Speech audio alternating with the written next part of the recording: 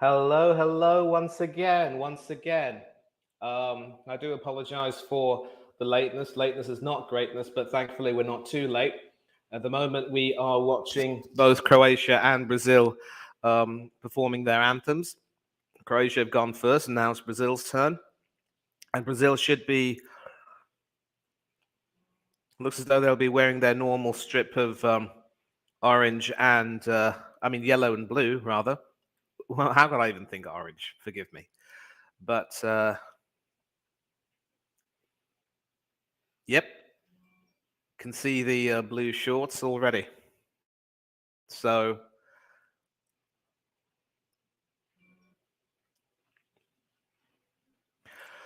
right, so welcome once again to the Coach's Corner, and we are presenting coverage of the 2002 FIFA World Cup from Qatar. This match is coming to you all the way live from the Education City Stadium in Qatar, and it will feature the five-time champions Brazil coming up against the runners-up from last season, the last tournament, Croatia.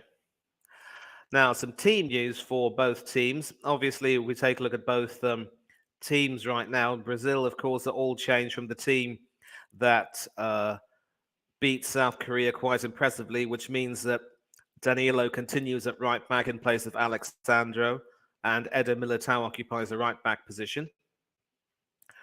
And should be a 4-2-3-1 with Rafinha, Neymar, and Vinicius Jr. supporting Richarlison up front. Lucas Paqueta and Casemiro will be sitting in front of the back four.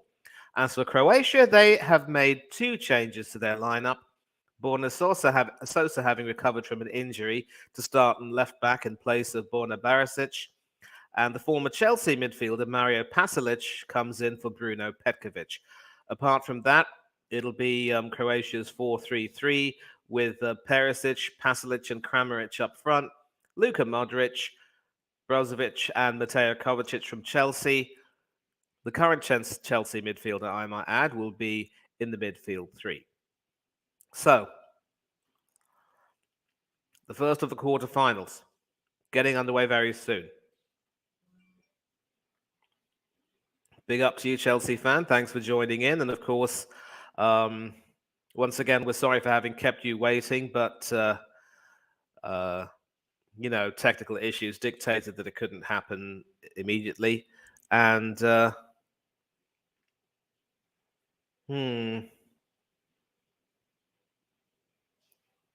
no Petkovic.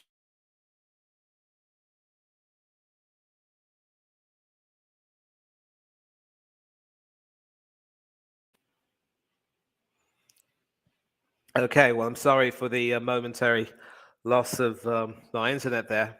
And there's a bit of a fog around here. I mean, my air conditioning isn't even on.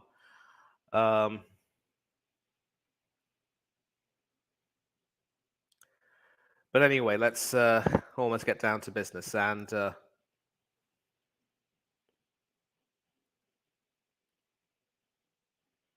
yeah, the referee today is the Englishman Michael Oliver. So there should be two English lines people, if that's the correct phrase. And we have a Dutchman who will be heading the VAR department.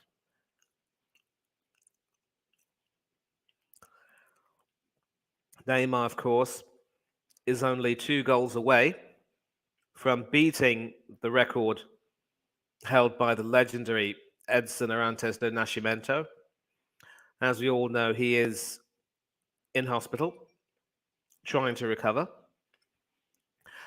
Some news was that he had been moved into end-of-life care because he wasn't responding to chemotherapy, but he has since been said to be in good spirits, and there is still hope for a recovery and that he'll be taken away from hospital.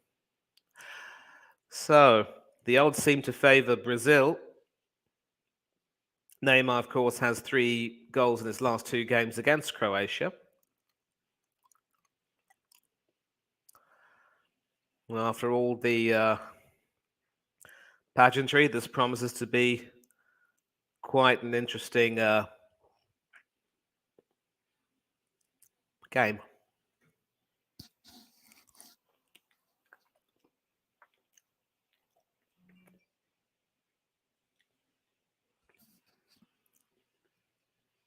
So, from what I'm seeing, the Brazil team are in their huddle.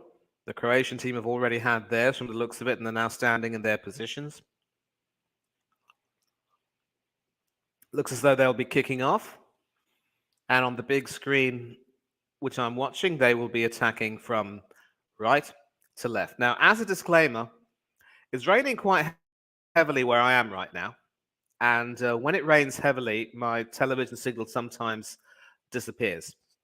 They just kicked off now. Croatia, of course, are attacking from left to right in their iconic strip, of course, with red and white checks. And I was just saying that sometimes when it rains quite heavily, I lose my signal. So if I'm unable to, if I lose my signal, I will inform you, and I'll probably have to switch to live updates from any other source I can get. But at the moment, Brazil have the ball and are looking to work with it right now. That is Neymar. Back to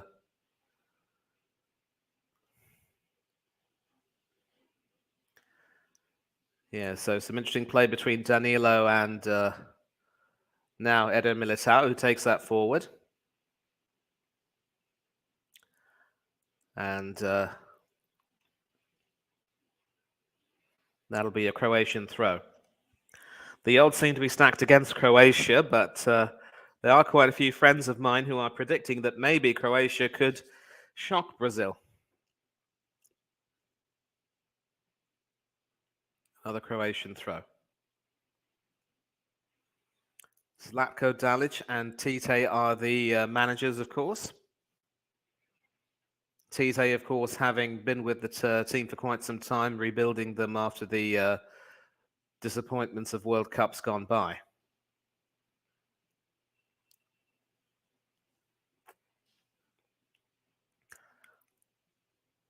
Back to Alisson now, dressed in all black for the occasion.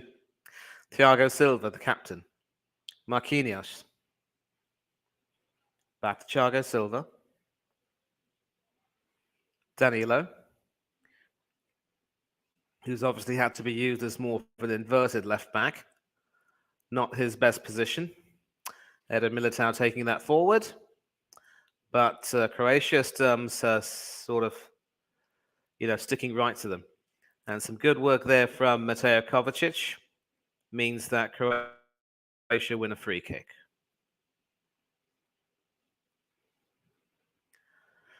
Kovacic getting ahead of Richarlison, and Casemiro and Paqueta combining to stop him in his tracks, but conceding a free kick in the process.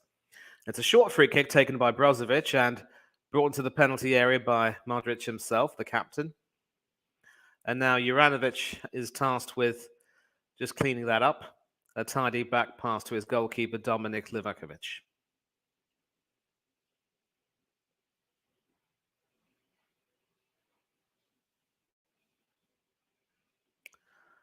And through Dejan Lovren going forward. Juranovic now finding Modric eventually, but a bit of a dangerous high kick there from the Croatian captain, and that will be a foul against him and a free kick to Brazil. Yeah, a bit of a dangerous high kick there. Richarlison making a bit of a meal of that when he didn't really need to. Marquinhos with the ball down. Danilo. Thiago Silva. Can send that forward. And that finds Vinicius Jr. down the left. He and Neymar combined magnificently against South Korea. Can they do the same against Croatia? Juranovic will definitely have a tough battle on his hands. And that is passed all the way back, and that will be dealt with by Alisson, who gets it to Marquinhos. Marquinhos, in fact, sends that forward, hoping to find Vinicius Jr. again, which he does. And blocked from the penalty area, but a shot. First shot of the game, first shot on target, but an easy claim for Livakovic.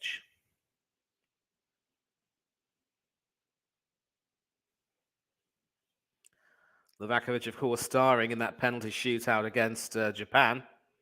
Must be said that those penalties were rather poor, but the goalkeeper still had to make the save. And that's a poor clearance there, which very nearly went punished. But and even now, Brazil can still come back. But that pass from Rafinha was not going to trouble anyone, and it was never going to find anyone in the end. So Croatia almost under the cosh there, almost under the cosh. And Livakovic will send that all the way up. And it is now with Pasalic, who tries to get that forward. Brozovic now trying to work some magic. Modric now finding the pass to Pasalic.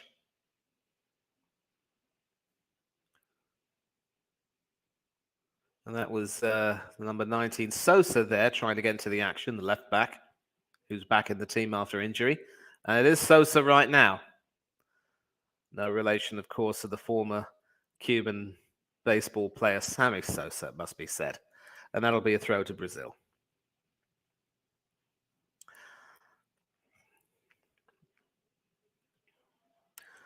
And any more comments?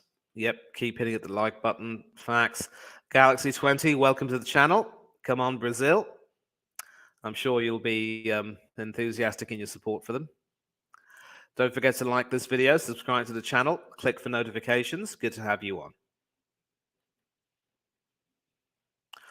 Yeah, I will let you know, Hanno, if it doesn't work. But for now, all's well. Come on, Brazil. I mean, I can't say come on, Brazil. I have to be impartial, of course.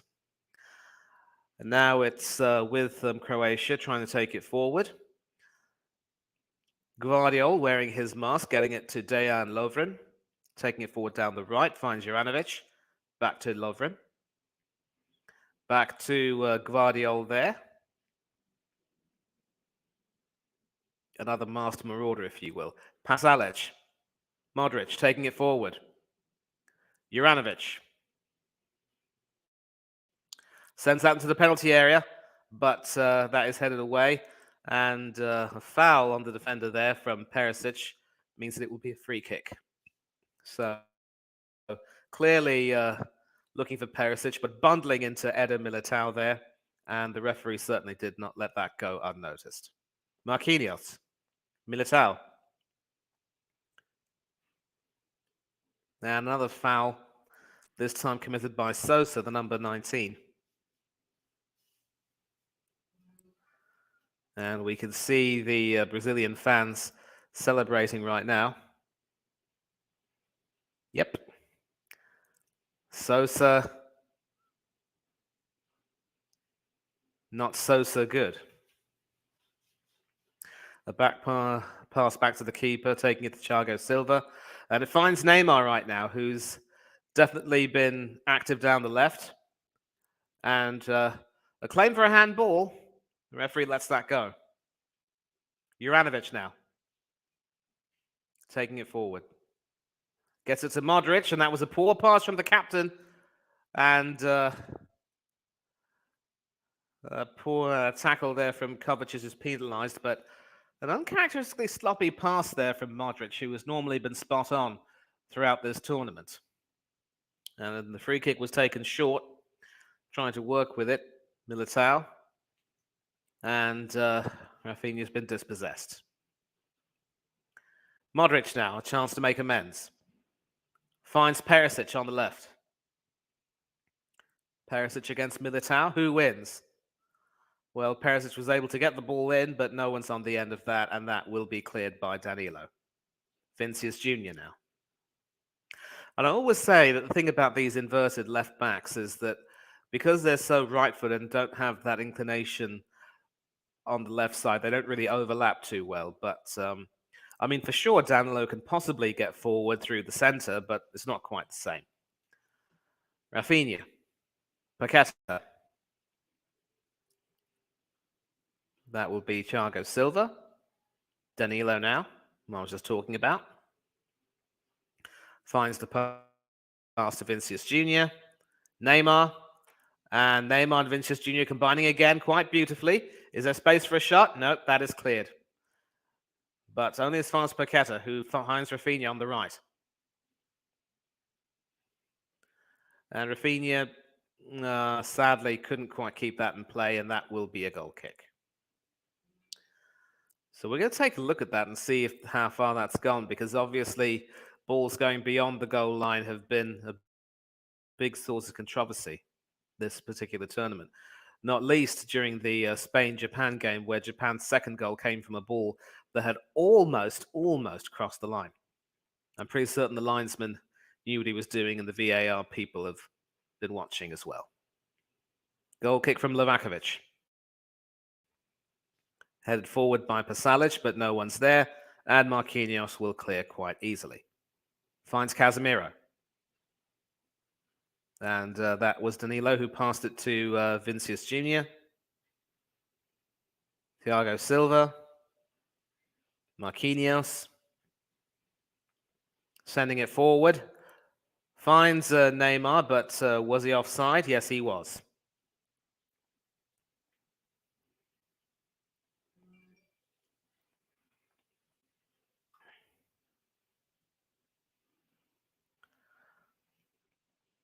Yeah, the worst part about the BBC World Sport updates is that they're actually quite late, so I don't want to depend on that. Dejan Lovren crossfield pass to Sosa, who keeps that in play. And Sosa, does he get onto that? Yes, he does. However, he only finds Thiago Silva, heads it to Marquinhos.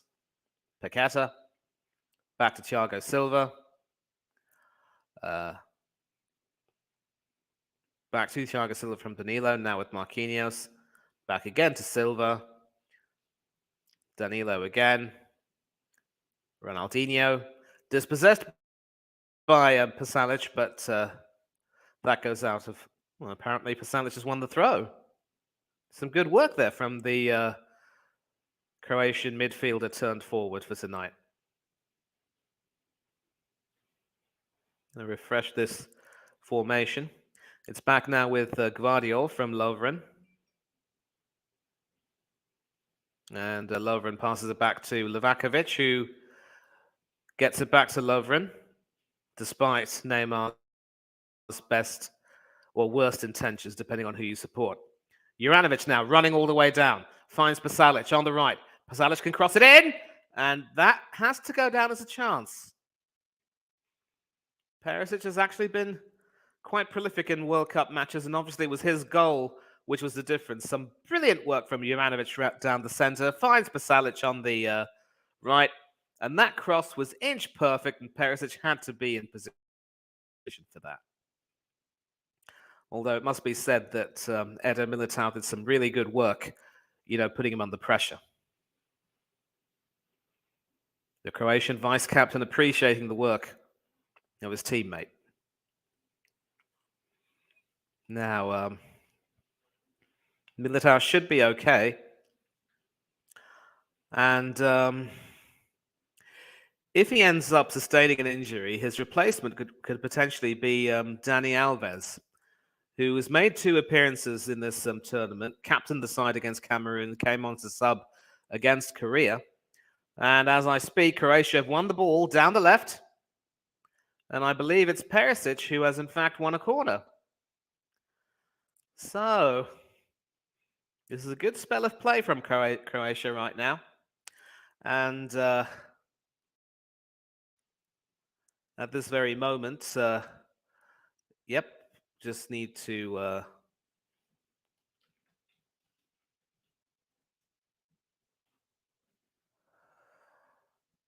That'll be set right now.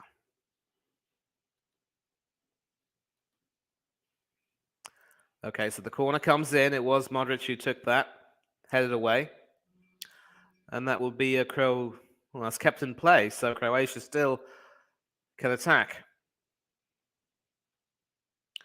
And hoping to send Perisic on his way, but the pass just, was a bit too far for him. Alisson claims that and rolls that out, but Casemiro has been dispossessed. Modric hoping to find the cross, but that was easily headed away. And again, Croatia doing some good work. Now, was that kept in play? Linesman rules that it was, and that will be a Brazilian throw. So, interesting phase of play. Was there a foul throw? Casemiro being a little bit lackadaisical there, and Modric making him pay. Almost, that is, because the intended crossover there just couldn't find Perisic, and it was easily headed away. It's back with Thiago Silva. Danilo. Silva to Marquinhos now. Trying to send it forward to Paqueta. Danilo has now come into the half. Paqueta. Militao. Marquinhos.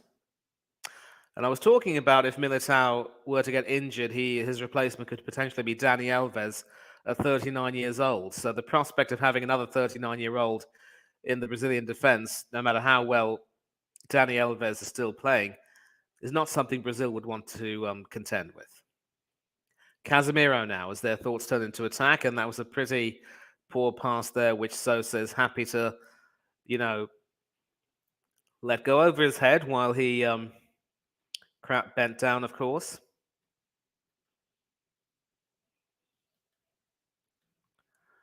Imagine a Croatia win.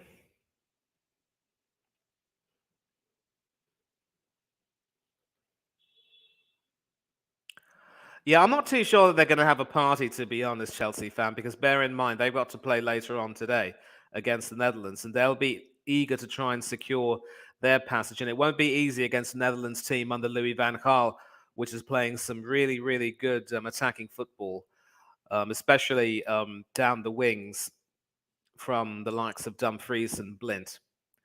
But Argentina are going to have to step up their game. Maybe they'll need to improve their attacking arsenal. Will we see Paulo Dybala being given some minutes? We'll find out. In the meantime, it's Neymar who tries to take it forward, finds Paqueta. Casemiro taking that to Rafinha. Eder Militao lays it off for Rafinha now, who can pass that to Thiago Silva. Neymar now. Vinicius Jr. And I think it's fair to say that taking a look at the play, Juranovic and Lovren have done a pretty good job of stifling Richarlison and Vinicius Jr. And let's not forget Modric as well, who's in that right midfield area. And now Croatia can try and start an attack through Pasalic. Gets that through. That is now with Brozovic. Sends that to Gvardiol. Flicked on by Kramaric, but nothing much comes of that. Eventually. It is Marquinhos to Casemiro now. Setting it forward. Finds Vinicius Jr. Hoping for a pass, but Gvardiol will head that away. Only as far as Paqueta, though. Looking for Rafinha down the right, and Sosa has that covered, but it will be a Brazil throw. Militao. Paqueta. Hoping to find Richarlison, and he does. And Croatia defend that well and can try and come away. It is with Modric now, who will look to exploit the space ahead of him. He's got Pasalic on his right and finds him. Juranovic is running down the right, and Juranovic does receive it from Pasalic. He has to cut back in, though, and that is with Brozovic, sending that to Kramaric. A shot blocked over there by Paqueta, but and now Gvardiol has to run back and tidy up a little bit, which he does. So once again, thanks a lot to all of you for joining in today. And about 10 minutes before halftime, I will send the link. I'll put the link in the chat if any of you want to come on and have your say during the halftime break. Please feel free. Modric right now to Lovren. And that is Kovacic now to Pasalic, back to Kovacic. Kovacic sends that across, but can't find his man. And Militao clears that up fairly easily.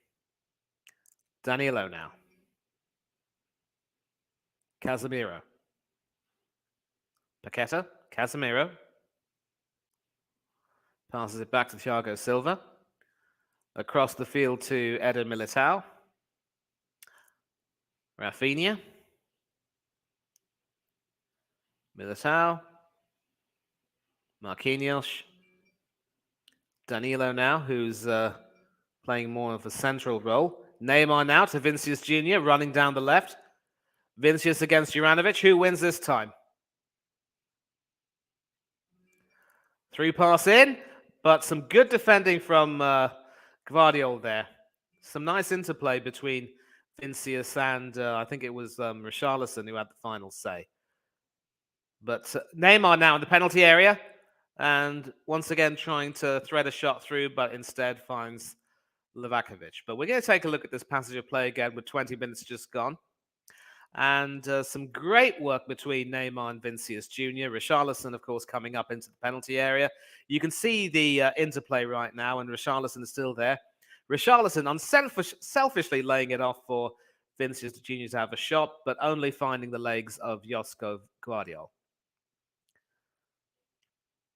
And now it is with Neymar, who tried to thread a pass through to Vinicius Jr. That just went a bit too far for him. And instead of letting it go out for a goal kick, Livakovic is happy to claim that and try and start an attack. So some really good vision between the two, but this time Neymar just put a little bit too much boot into that. And Livakovic now sends that as far as possible, only finds Thiago Silva. To Paqueta. Casemiro, back to Paqueta. Sends that forward to Neymar, who sends it back to Paqueta. It is Marquinhos now, who can try and move a little bit forward. Eder Militao, Marquinhos now. But that is intercepted by Kramaric, and some interplay between himself, Perisic, and Kovacic, trying to start an attack. In the end, it's Sosa who passes it back to Livakovic. Now he finds Juranovic down the right. Still got to do a bit of defensive work with Vinicius Jr. snapping at his heels. But once again, it's all clear. And Livakovic sends that forward. Pasalic with the header. No one there. And Alisson calms everything down. Marquinhos. Danilo.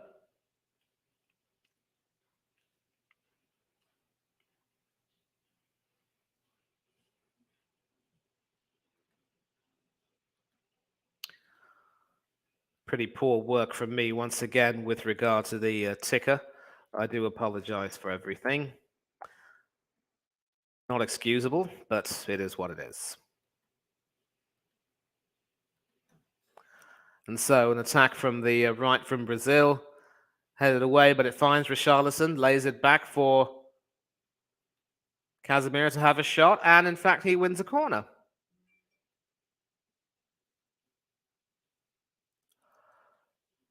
Del Boy, what's the crack? What's the bleeding story? Well, you know the story. I'm commentating on this game, and the crack doesn't begin until you're in.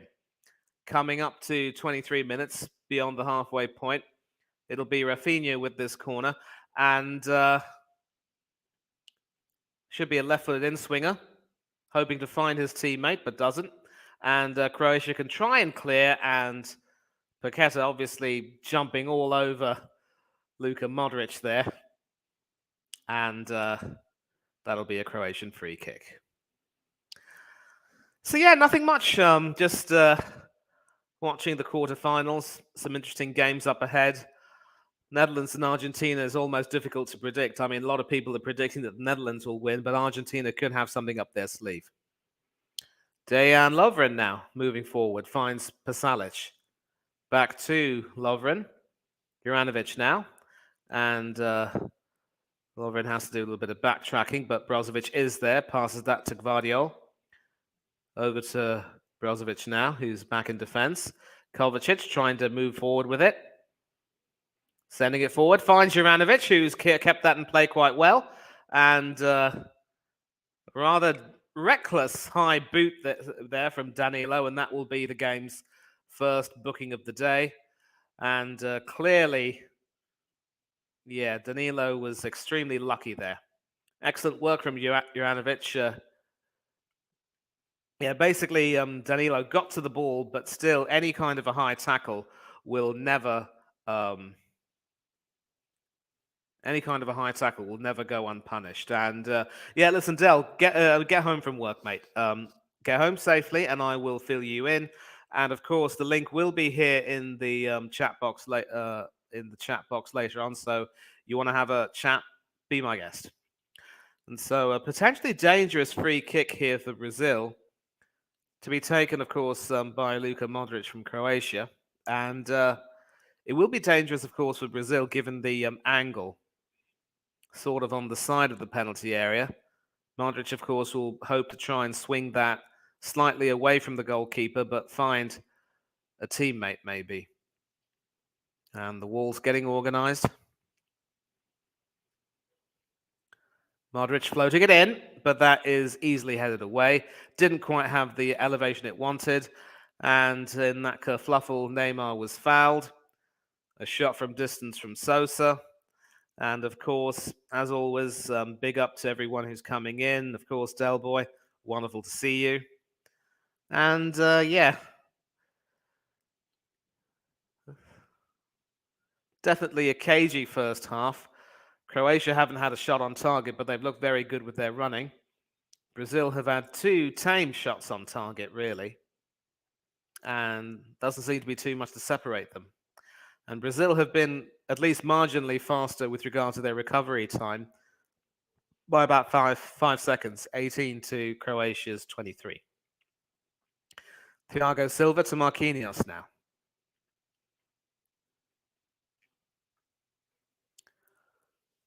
All the way to Danilo, Neymar. And Danilo's come a little bit forward, finds Vinicius Jr. Danilo's going to have to get back, though. And Brozovic clears that, but some good work by Danilo there, puts it back into the danger area. But this time again, Croatia can clear it. Danilo again doing some really good work there. Might not exactly be very comfortable as a left back, but certainly going forward looks quite good.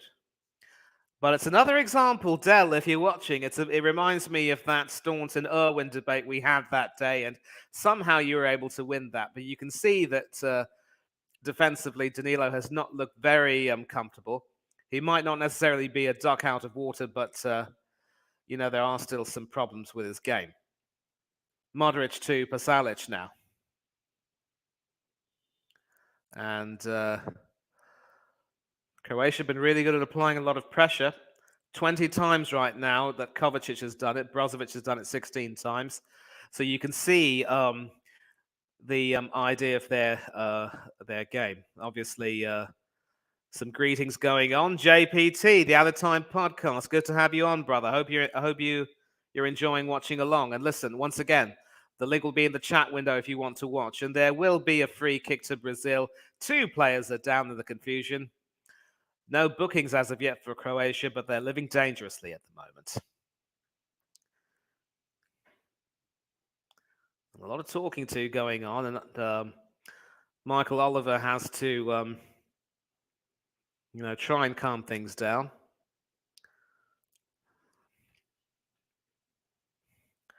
So it's basically Brozovic who sort of barged Vinicius Jr. there. Yeah, clearly a cynical foul. Not the type of foul with which anyone should be allowed to get away. And so it looks as though it's Neymar and Casemiro standing over this free kick from well outside the penalty area. Neymar floating it in, hoping to find what looked like Rafinha to me, but I think Rafinha in that moment showed why he is more incorrigibly left-footed than right-footed. Danilo sending that forward. Paqueta. Militao. Casemiro to Paqueta. And that is with Rafinha. Danilo's come very, very forward. Militao into the penalty area. And that was headed on by Casemiro, but it only finds Juranovic. And Juranovic now is very pacey and has got a really good engine on him, this fella. Yep. But sadly, yeah, and the pass somehow finds its way to Perisic. Floated over Eder Militao, if you will. Perisic now with a shot that ended up completely disappointing everyone. Well over the bar. Well over the bar. And once again, this is the threat that Croatia have. They're always really good at running down the wings, and certainly as long as they can get the ball to Perisic, he can certainly, do some damage. And great to see everyone bigging up one another, high-fiving one another, and it's good to see. Thiago Silva now taking it forward. Paqueta finds Danilo, who's back at left back, to Neymar. A little nutmeg through Brozovic, and that will be a free kick to Brazil. And the second yellow card, but this time it will go to a Croatian player. We're going to find out who the guilty party is right now. Yep, that will be Brozovic. But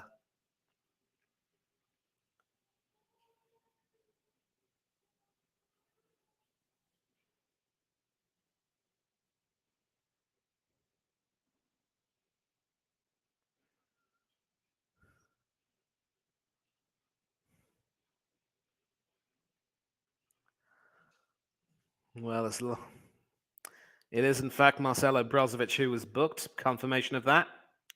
And sadly, that free kick also comes to nothing because the Croatian defense has been that good. Kramaric finding Perisic. And sadly, for Croatia, that will be a Brazil throw. And that throw wasn't really good either. Finds Gvardiol, who eventually is able to take it through. Finds Sosa down the left. And Oliver will penalise that and award a free kick to Croatia. Certainly, Sosa was obstructed in his path by Eder Militao there. And, a rather nasty knee in the ribs there from Paqueta. Hopefully, doesn't cause too much damage.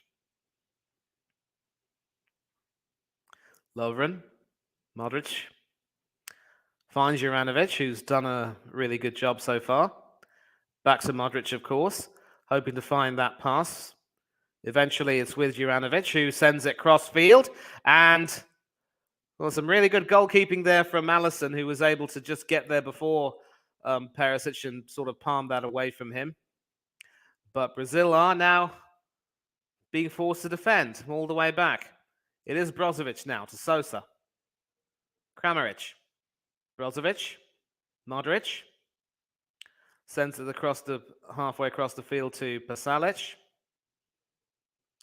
And now it's with Juranovic, who was a little bit back there, but not as forward as he was like, but effective enough. Some interplay now between Juranovic, Modric, and Pasalic, which has been really good today. Caused Danilo quite a lot of problems down that right side. And Mateo Kovacic, what an engine he has been. And then the old reliable master marauder, Josko Gvardiol, passing it back to Livakovic. Some terrific end-to-end stuff right now, and Croatia certainly not letting this go away. Brazil also trying to get it back. But Croatia might need to be careful with some of their passing. If it isn't inch perfect, it will be pounced on. Brozovic to Kovacic. Finds Perisic. Sosa's gone a little bit further.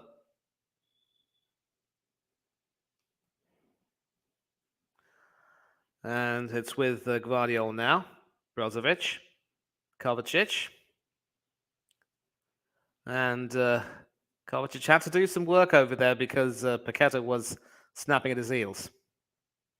Modric now. Kovacic. Brozovic, all on the left.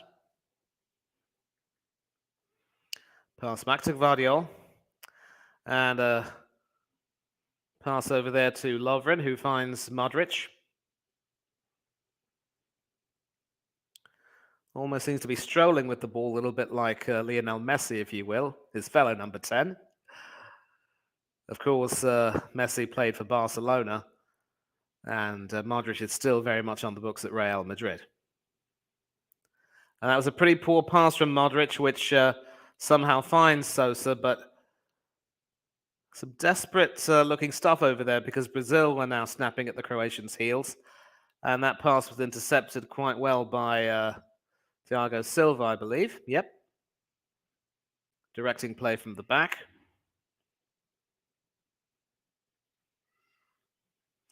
And it's in the penalty area, but Juranovic is able to effectively clear that.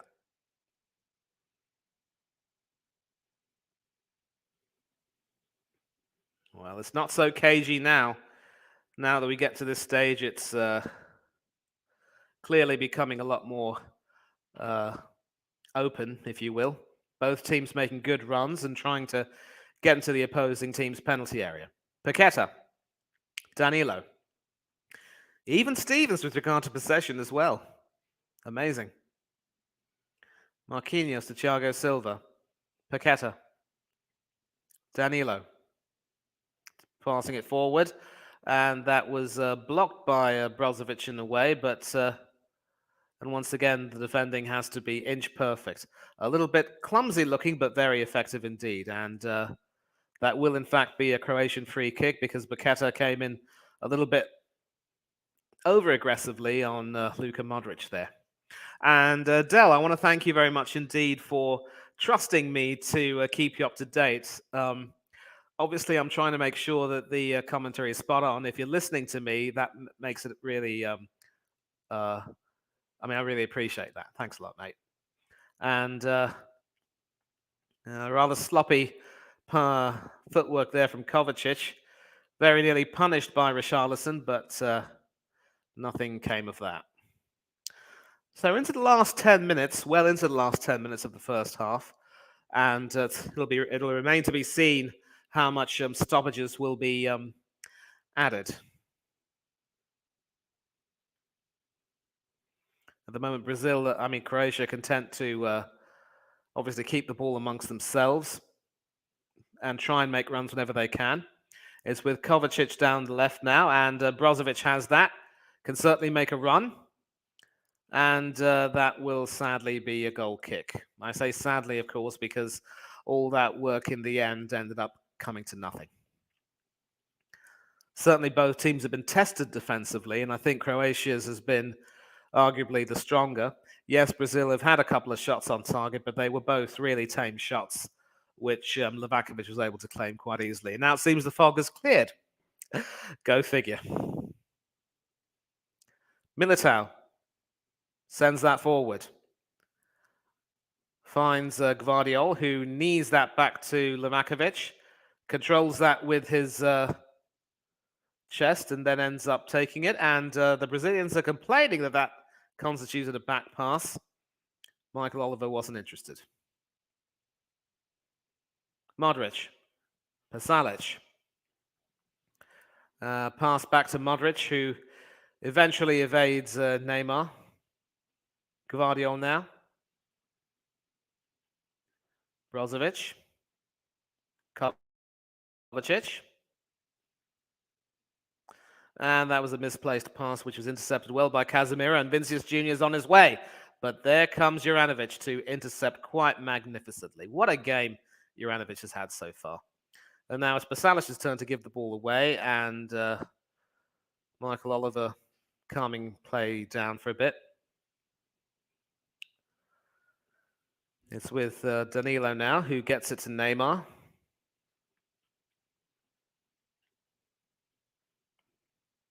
Danilo. Marquinhos.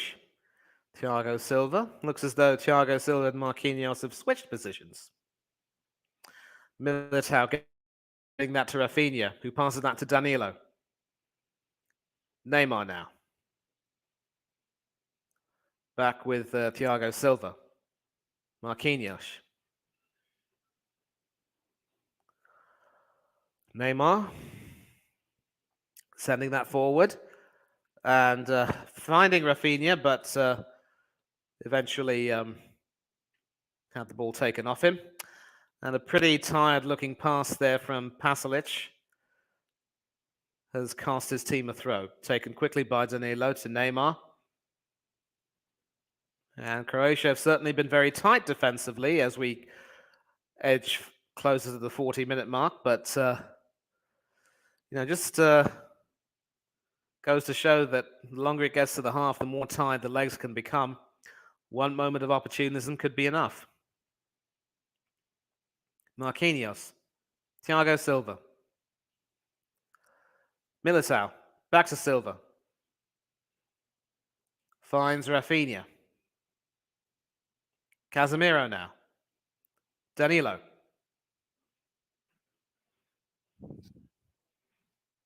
Thiago Silva. Marquinhos. Neymar. And we are just past the 40-minute mark, of course. Still 0-0 between these two teams. And some brilliant defensive work from Pasalic there. But once again, more and more aggressive Brazilian running. And I think Michael Oliver's just blown his whistle. That should be a free kick to Brazil in a pretty dangerous area. Vinicius Jr. obviously causing the defense quite a few problems with his running. And this time around, it's Pasalic. It was Brozovic again who, tripped him up. And Brozovic needs to be careful because he's already been booked.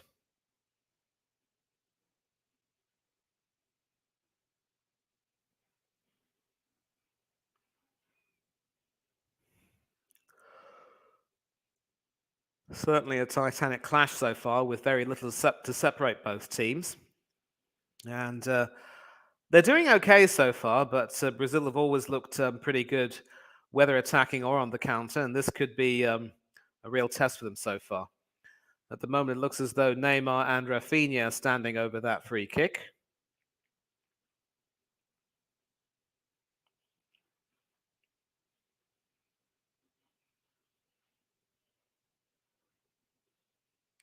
It is Neymar who takes it.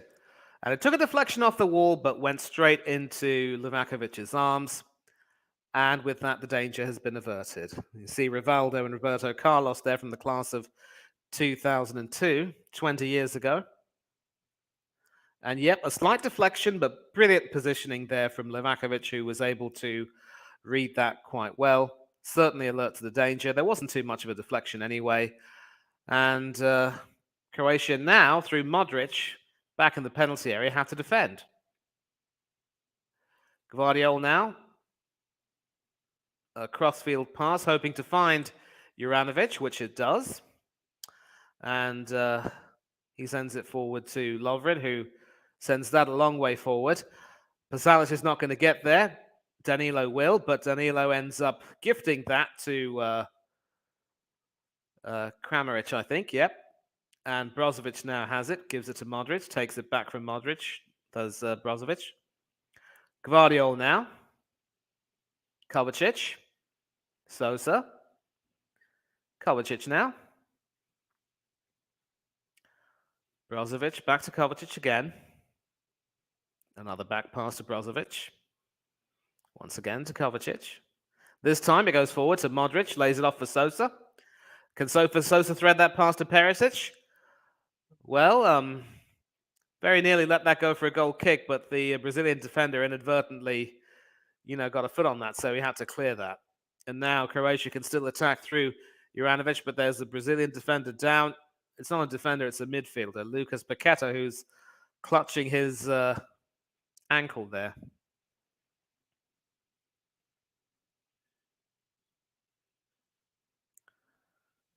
And we're going to take a look at what's happened over here.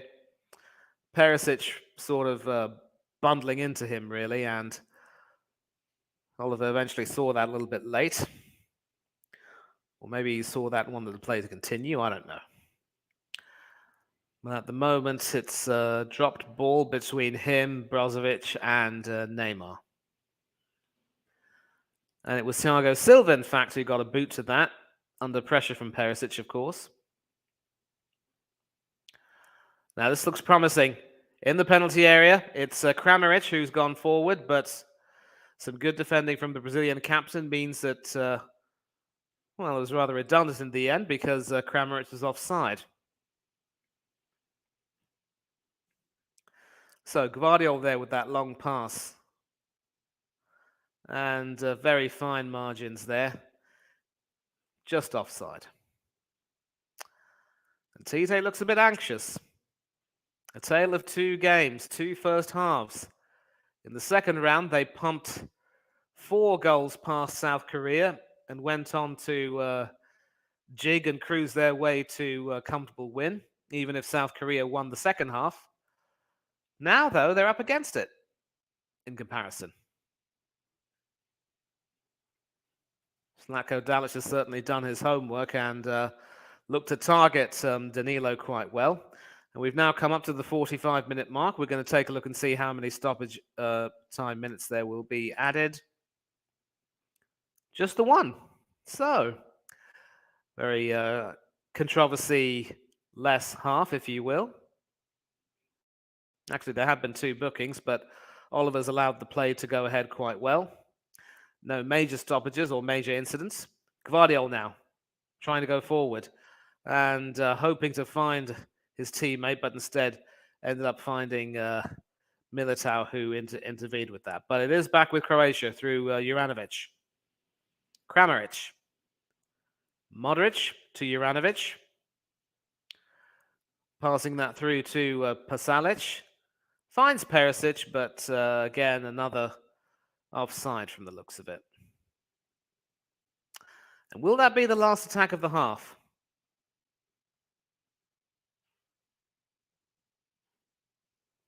Well, the minute's just expired.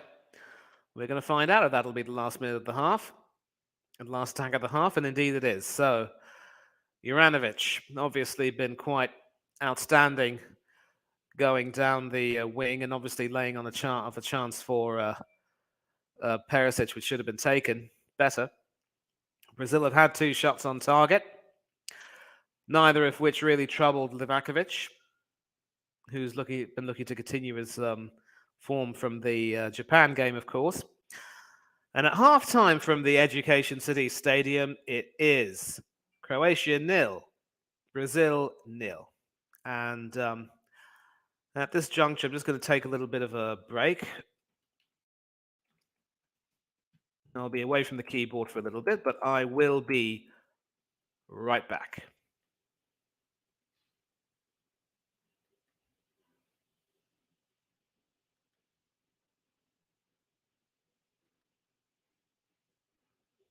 Actually, I won't be right back, but what I will do, of course, is copy the link as promised. I'm sorry I wasn't able to do it earlier.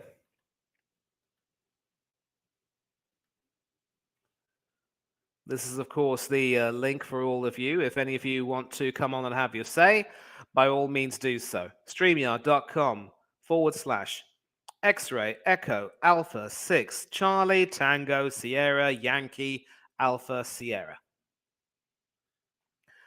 Click this link, copy and paste into your browser, and let's be having you. So, what can I really say about the first half? Well, started off a little bit cagey, and then started to open up a little bit more. Croatia haven't really been able to test Alisson Becker, but they've certainly made some really good runs down the wings and have certainly looked to trouble both Militao and Danilo. Danilo in particular proving to be a little bit uncomfortable against Juranovic and Pasalic and Modric, of course. And it will be interesting to see if Tite decides to take him off and bring Alexandro on, who's fit enough to be on the bench today. I think the only reason why Alexandro isn't starting is because Tite wanted to reward his team that started against South Korea and did really well. But if Danilo continues to struggle, I expect him to come off. And Sandro, of course, to come on. Or it could very well be that Militao comes off. And then Danilo is able to go back into his best position and Sandro comes on. But I'm not too sure why Militao would go off, because he's certainly been very key to a lot of Brazil's attacking attempts and attacking impetus.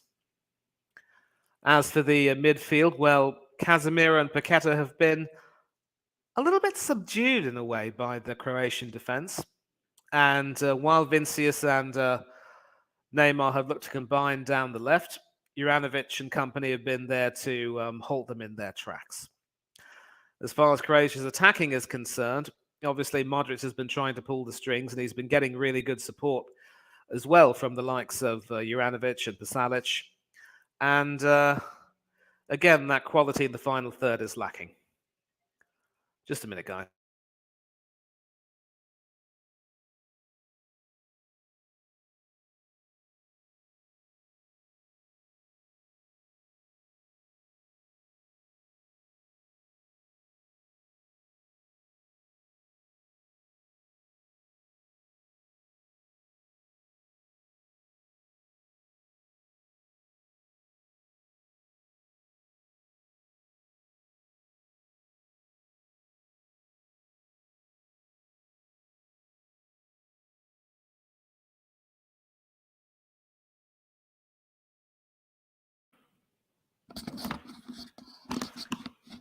Okay, so this time I will have to be away from the keyboard, but I will be back in about 120 seconds. And hopefully, if there are any of you who decide to click the link and hopefully come on, I will make sure I get back to you. Okay? Cheers.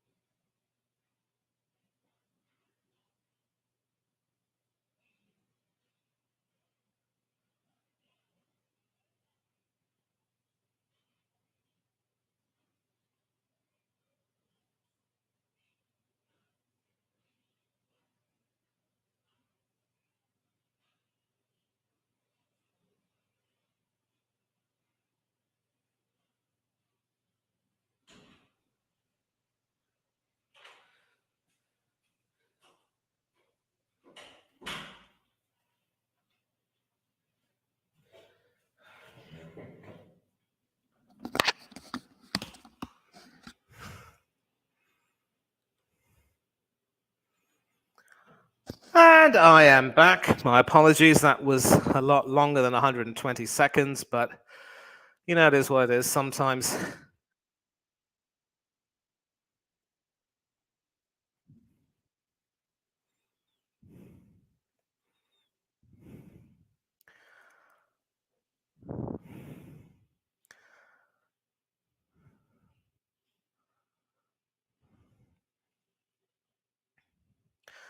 So some more analysis, of course, of the Croatian midfield. They've completed 90 of their 102 passes so far, made 7 tackles and recovered the ball 11 times.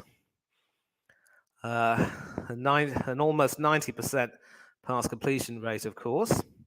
Very structured, very organized, very hard to beat, and certainly Dalic has done his homework and selected a good side. Sosa could potentially be a little bit of a weak link at left back, but I'm sure he's got a good replacement in Barisic if need be.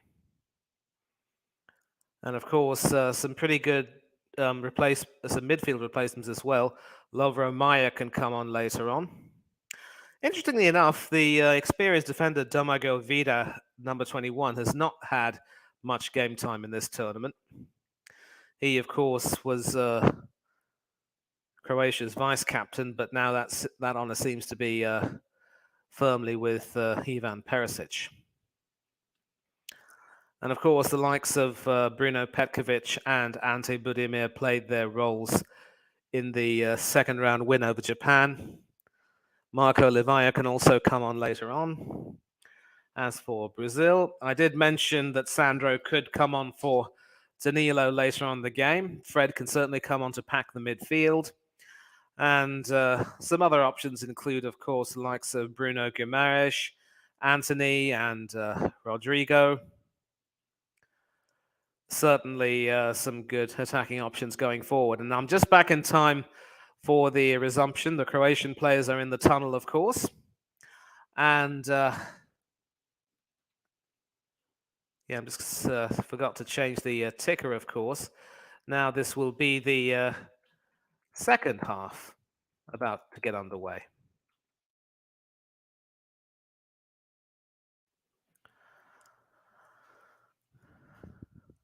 And so they're coming out right now, and the Brazil players are in the tunnel.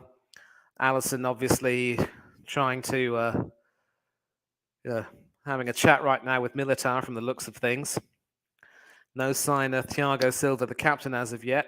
He'll, of course, be entrusted to remind the boys that the match isn't over and there's still a long way to go.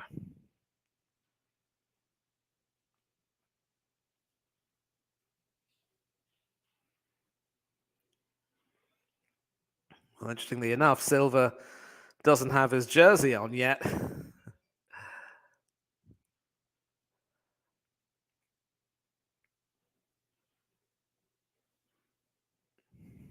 A rather slow, ambling walk onto the field.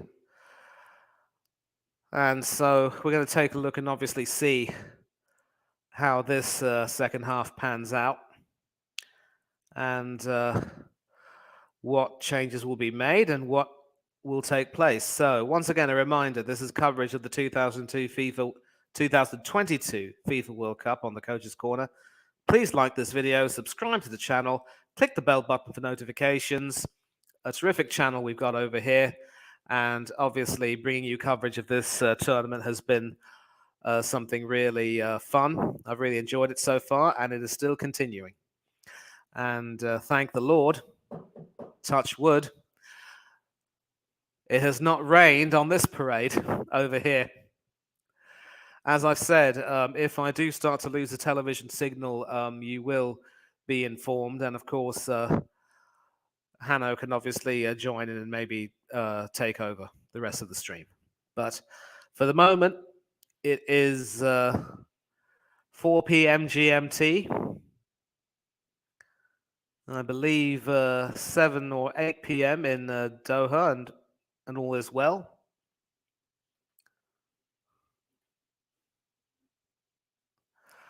And Brazil are just getting ready to start proceedings again. No halftime substitutions.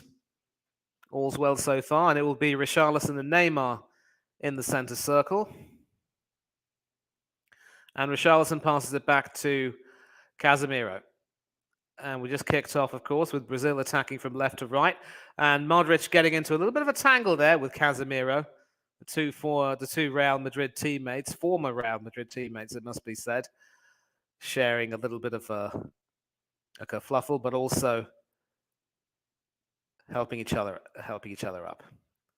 Brozovic now to Pasalic. And that is sent forward somehow, and we have Vinicius Jr. trying to run after that, but the ball will beat him to it. And we're going to see confirmation, of course, of the team lineups on the screen. No real changes. Confirmation, of course, that Marcel Brozovic has been booked, so he has to be careful. One more booking could be dangerous. Livakovic sends that long, and Marquinhos is forced to gallop after that to try and beat Pasalic to it, and he ends up winning a free kick. And bit of gamesmanship over there with Marquinhos not willing to release the ball. Crossfield pass finds Danilo. Neymar. Vinicius Jr. has come all the way back, and now he has to dash back forward. Casemiro now. And that finds Rafinha on the right. Can he control it and keep it in play? Yes, he can. Sends it through to Militao. And that very nearly could have been an own goal, but for a brilliant, brilliant save from Livakovic there. Some desperate defending, and I think it was Guardiola who inadvertently took a touch of that, sort of directed that goalwards, but Livakovic was there to prevent any major damage. And Oliver waves play away, so it is Vinicius Jr. to Neymar. And some desperate defending there, but Livakovic makes himself big and denies Vinicius Jr. brilliantly, and in any case, that will be flagged for offside. So a really blistering phase of play there, very nearly resulting in a goal.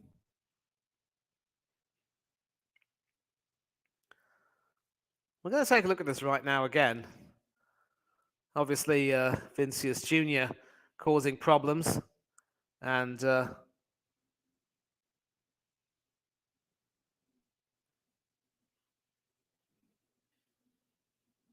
Guardiola over there with that interception. Claims of a handball against... well, this is interesting because there's a claim for a handball against Juranovic, and they're checking for a possible penalty. So if Michael Oliver gets called to the VAR screen, Brazil could have a penalty, and that could change the complexion of the match.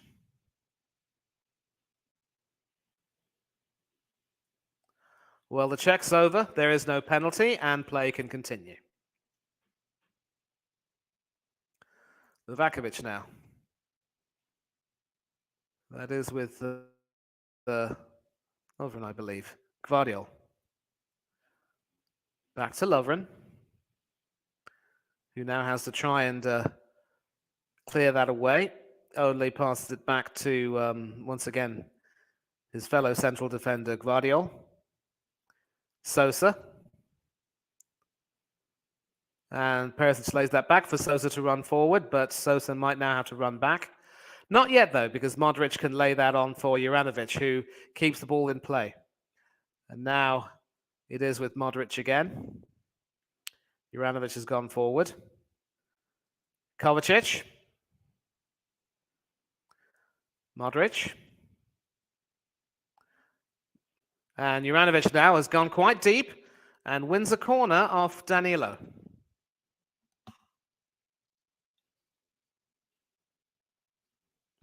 Josip Juranovic. What a stormer of a game he's had so far. Survived that claim of a handball against him, but VAR ruled that there was no case to answer. Wasn't a deliberate handball. And now we're coming up to the 50-minute mark, and there will be a Croatian corner. Should be a right-footed away swinger from Luka Modric. And does Kramaric keep that in play? Yes, he does, but Thiago Silva is there to do some mopping up. And it's an offside anyway. So neither team is able to really judge their runs quite well. And clearly Kramaric over there was offside at the time the ball was headed back into him. Trying to run back, of course, but never got his positioning right. Thiago Silva. Militao. I'm not too sure why Thiago Silva and Marquinhos have switched their positions in the centre of defence. Maybe Tite feels that Thiago will have a better connection with Militao.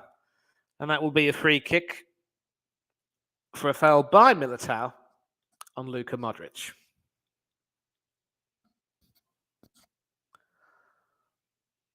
So an interesting passage of play here. Croatia, of course, will have to do it all over again. I definitely do not see this game going to penalties. It will definitely come down to one moment of inspiration from either team who can win this. Will that inspiration come from Neymar, who's running now down the left? The Croatians are backing off, and he finds Rafinha, and the referee, Oliver, plays advantage. So Neymar should be able to get up, but Rafinha can't find the pass, and that will be intercepted. But Brazil do have a throw.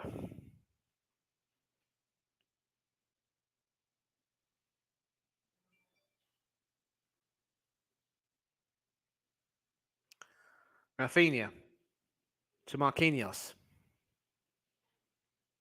Danilo's gone forward. Finds Vinicius Jr. And Brozovic is able to block that.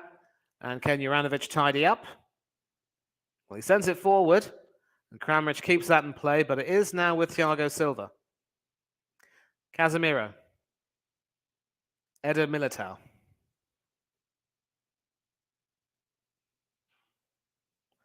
Back to Thiago Silva. Danilo now. Neymar trying to thread that through to Vinicius Jr., but the defense once again outstanding. Juranovic to Modric, back to Juranovic, who now has space to run down the center. Finds what looks like Pasalic on the left, on the right rather. That's now with Perisic, who's in the penalty area. And obviously we could see what he was trying to do, but not quite finding the connection there. And Tite will be making a change. Crossfield pass once again, finding Perisic. And the chipped pass not able to find its man. And Brazil can clear through Thiago Silva.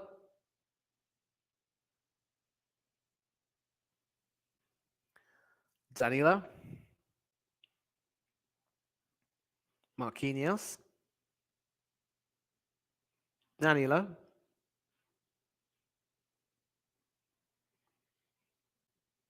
Casemiro. Thiago Silva.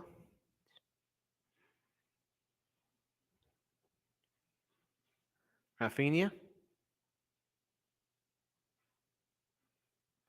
Sends that across the field, and Danilo can claim that. Neymar. Stopped in his tracks by Modric, but Danilo can reclaim that. And it's now with Richarlison, who's able to thread that through to Neymar. Saved by Livakovic. What an outstanding tournament the Croatian goalkeeper has had.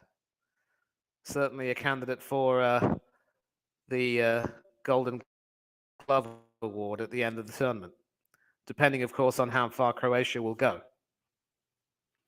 And that is cleared up. Passed back to another potential Golden Glove candidate, Alisson Becker.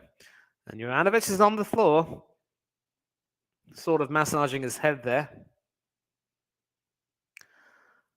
A little bit of pinball going on, and A weak shot in the end from Neymar, who was never really going to trouble Livakovic from that angle.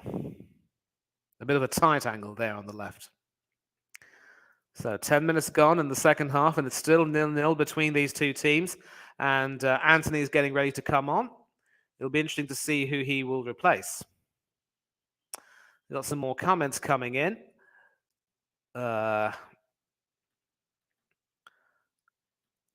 Galaxy 20 says no. They'll have to get a penalty and defend for dear life. But it has been a good start to the second half. They can if this goes beyond the 90. Got Mystic Werewolf in the building, my Anglophile Canadian friend. Siu. And now a potential Brazilian attack down the right. And that is eventually defended quite well. It finds its way to Kovacic, and he wins a throw off Militao.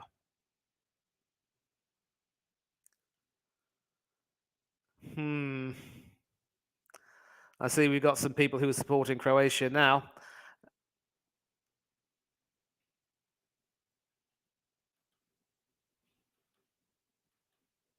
Yep, definitely a good save indeed. And looks as though Anthony has already come onto the field. I'm going to find out who he replaces. So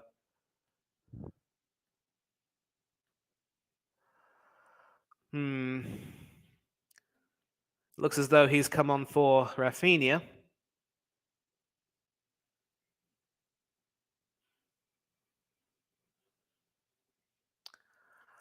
Because apparently Rafinha hasn't been able to find that much service down the right. So a like-for-like substitution, given that Anthony also plays in that position for Manchester United. Anthony on, Rafinha off.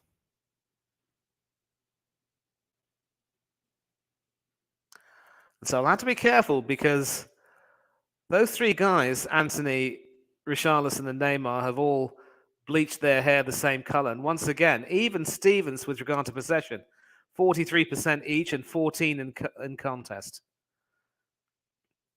You couldn't slip a sixpence between these teams. Kovacic to Modric now. And that finds Juranovic on the right. Kramaric. Juranovic. And that will be... Lovren wanted to send it forward, but couldn't find an avenue to do so. And Brozovic passes that back to Modric. Kovacic now. And that was, of course, passed back by Kramaric to Brozovic, who sends it through to Juranovic. It is back with Juranovic now, who finds Kramaric. Brozovic. Claim for a handball. Well, Oliver didn't really see that. And Brazil can break through Richarlison. Anthony is running up, the substitute. But once again, top quality defending. And if any of you are watching this, you know, what you're going to see right here is a defensive masterclass, really. Because the central defenders, Guardiola and Lovren, have been really outstanding in preventing any real breakthrough attack. And of course, Livakovic in goal has done his job magnificently. Anthony now, the substitute. And Richarlison was hoping to make something happen on the turn, but the touch was a bit too heavy. And that will be a Croatian goal kick. So, yeah, some highlights of Rafinha's play, trying to find the through ball. And that was very nearly an own goal, of course, by Gvardiol. One of the best highlights of the half, really. And Livakovic had to be alert to prevent that from going in his net. Livakovic, of course, playing for Dinamo Zagreb this season. And was, of course, a consistent figure in their Champions League campaign. Modric tried to find Kramaric, but that was intercepted by Silva. And Brazil can now try and break through Paqueta, sending that through Danilo. Bit surprised that Danilo stayed on. He's probably grown a little bit more into the game, but looks as though Neymar has the ball now. And once again, Dejan Lovren, outstanding. Brozovic. Kovacic. Modric. Finds Juranovic. Now Kovacic. Back to Brozovic, of course. Just past the hour mark. And if Croatia do manage to keep this up and keep this scoreless for 90, never mind 120 minutes, that really would be a job well done. But then when it comes down to penalties, again, one of these teams are going to have to, buckle. But there is still half an hour, and there is a chance for either team to score. Sosa to Kovacic. Pasalic has, of course, gone a bit forward. Crossfield pass, hoping to find Kramaric, which he does. Modric now.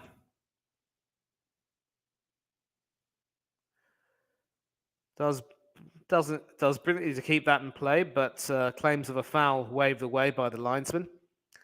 And Juranovic is, of course, back up against Paqueta. And Paqueta's in all sorts of trouble there, and he ends up losing the ball. It is with Modric now. And Perisic is unable to work with that, but Kovacic gets it back. Back with Kovacic. Gvardiol. Kovacic. All the way to Brozovic, of course. And that finds Juranovic on the right. Modric. Brozovic now, who can certainly run. Finds his pass to Kovacic in the center.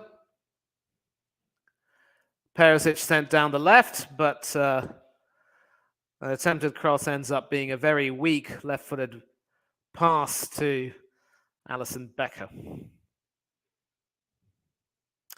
And you can see a little bit of frustration on Zlatko Dalic's face because he wants a little bit more in terms of penetration from his team. But credit to him, he hasn't had to make a substitution as of yet, whereas Brazil are going to have to make their second. It looks as though it'll be Rodrigo who will be coming on. Will he replace Vinicius Jr. or will he come on for Neymar possibly, who hasn't had much of a sniff in this game? For that matter, neither has Richarlison. Vinicius Jr. to Casemiro. Marquinhos. Thiago Silva. Neymar. Looking a little bit leggy, perhaps, is the number 10. Marquinhos.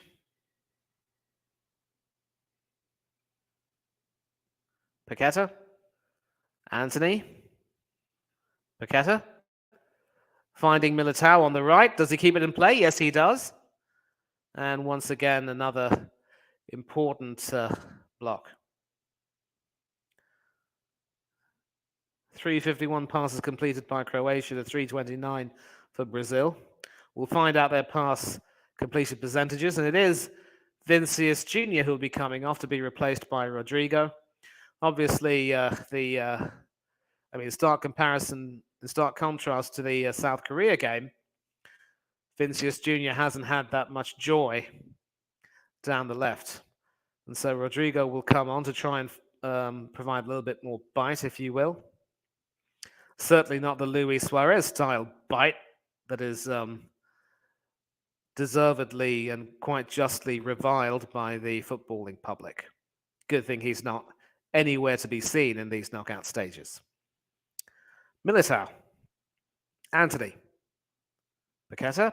Back to Militao. Thiago Silva. Marquinhos, who now comes forward with the ball. Finds Rodrigo down the left, the substitute. Neymar. And rather needless foul given away there. And Brozovic really needs to be careful. Well, if it's another foul, he could be off. Could we see a red card here? Well, Oliver says another stern talking to will suffice, but one more dangerous foul like that, and that could be curtains for him. 65 minutes have gone. 20 minutes in this first half. Neymar was standing over the free kick, but he's let that go to what looks like Casemiro, who took that and just hit the wall. Literally. Danilo. Neymar to Rodrigo.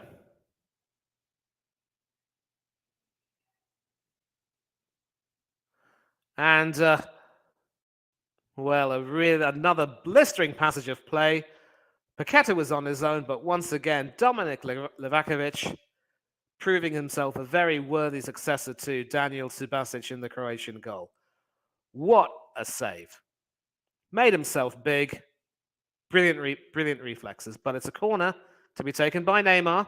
Right-footed in-swinger in the penalty area, but cleared by Croatia once again. And now the Croats are living dangerously. Very dangerously, it must be said. Militao, his shot gets blocked. And it's with Brozovic now. A rather lazy, tired pass over there. And eventually Marquinhos has that and can come forward. Rodrigo, Neymar.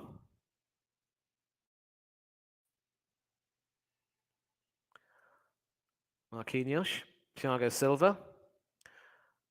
Across to Anthony on the right, who's also looked quite lively. Obviously trying to twist around Sosa there and doing a pretty decent job of that. It is with Rodrigo now, the substitute. The other substitute, it must be said.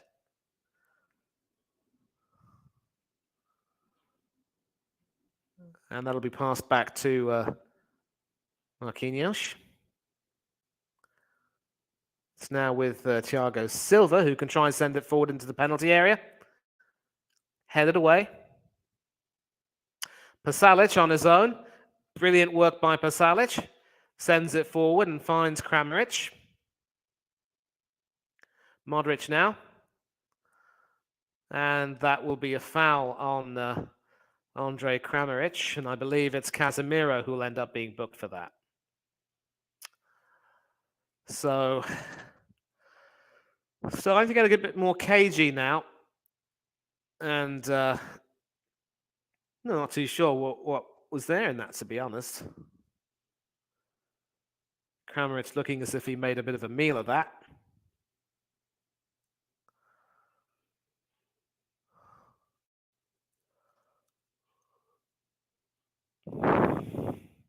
Rather short free kick taken, and it's with Kovacic now. Juranovic sends that forward to Kramaric, gets it back. Back once again with Juranovic, who passes it to Lovren. Gvardiol. And Gvardiol sends it forward, hoping to find Perisic. And then all Perisic can do is send a looping header into the penalty area. And finally, coming up to the 69-minute mark, Zlatko Dalic will make a few changes. Could we see this game go into extra time, or will there be one moment of brilliance which separates the two teams? It's in the quarterfinal stage that things really start to get exciting, with some very highly fancied teams going out. And of course, Brazil and Argentina are on course to make a semi-final, but it could very well be Croatia against the Netherlands. Who knows? Modric, of course, having the ball and rather smartly winning a throw-in off the fast receiving. Looks like it was Casemiro who conceded that throw. But Juranovic throws it all the way back to Lovren. Gvardiol.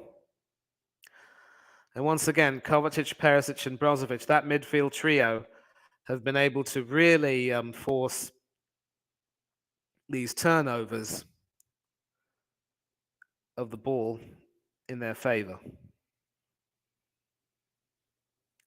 It is Kovacic now, who gets it to Lovren. Sends it down the right to Juranovic. Modric now. Kovacic. And that will be a Croatian free kick. Anthony there getting a little bit too aggressive. Perisic now. Brozovic. Kovacic. Modric. Back to Brozovic now. Sosa again. Brozovic. Interplay between the two of them. And some good work now between the two. They're able to move play. Lovren finds Juranovic. Brozovic.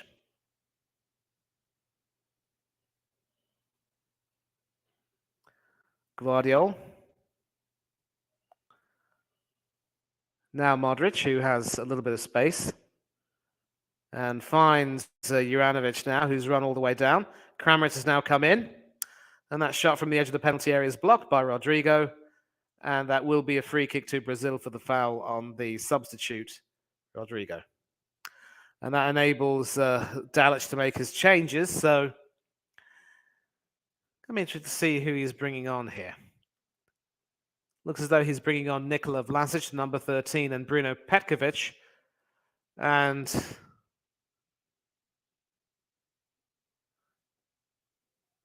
it looks as though it's Kramaric who's coming off. And Pasalic as well.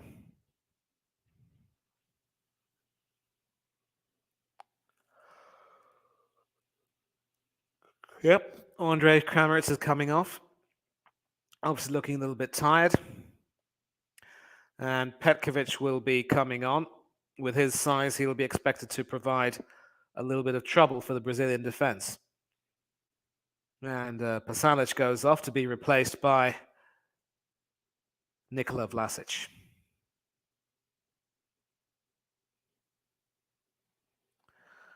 Brazil now can move with this free kick. Rodrigo passes it back.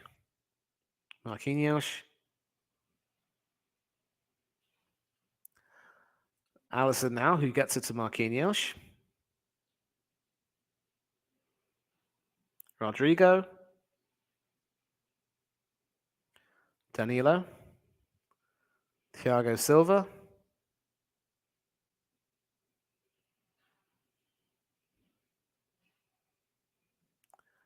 Anthony. Militao. Marquinhos. Finds Neymar. Rodrigo. To Militao. Anthony's on the right. Can certainly cut right in. And claiming a foul, but Oliver says nothing doing. And Perisic can move with it. But Brazil win it back. Casemiro finds Neymar. And once again, Josip Juranovic has been outstanding. But that will be a Brazil throw. So Brazil are coming in hard and they're coming in fast. Once again, another reminder, keep hitting the like button and subscribe to the channel. Neymar now.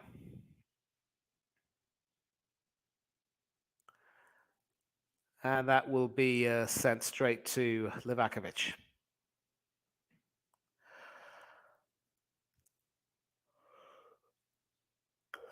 Clearly claiming a foul, but Oliver was in the right place at the right time and said, nothing doing, Anthony. Get up, son. You know he didn't touch you. Guardiol now.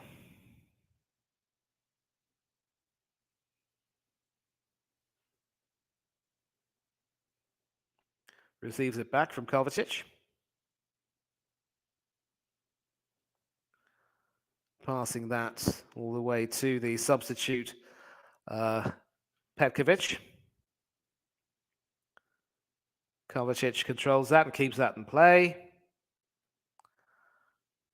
Now with Modric to Kovacic now, and Kovacic loses it.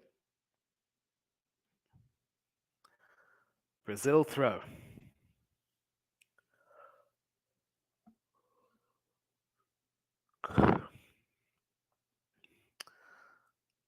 And a rather cheap push back there from Perisic. Sends Militao tumbling, and that will be a Brazil free kick.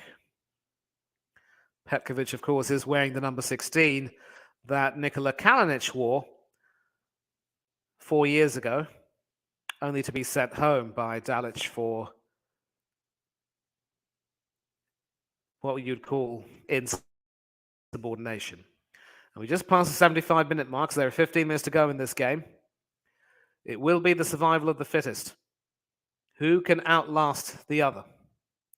And if it does go to penalties, then it will be an interesting contest. Livakovic, of course, will fancy his chances, but Alisson's also very well noted for his penalty saves.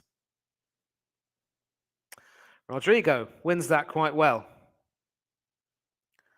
and can now break through the centre. Finds Richarlison. Richarlison to Neymar. And he still can't find a way past Livakovic, but once again wins the corner. So with Wojciech Szczesny gone after that 3-1 defeat to France, Livakovic is now in the front, all the way ahead in the race to try and win the Golden Glove. Neymar now with the cross in the penalty area. And after some pinball, that is fairly well cleared. It is with Modric now, and Marquinhos there basically clawing over Modric, and that will be a booking for the Brazil defender. So the bookings are starting to come again. Sort of grappling him, really, wrestling style. We're going to take a look at this chance, though, because some terrific work, of course, between Rodrigo, Richarlison, and Neymar. But Livakovic, once again, spreading himself quite brilliantly and using his knee to bridge the gap between his legs. Vlasic there trying to make something happen, but concedes a foul, and that will be a free kick to Brazil. Confirmation again of Marquinhos' booking.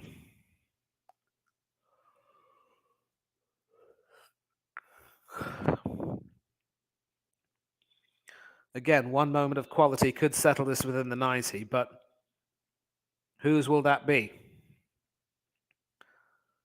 Alisson to Thiago Silva. Brazil have had 6 attempts on target.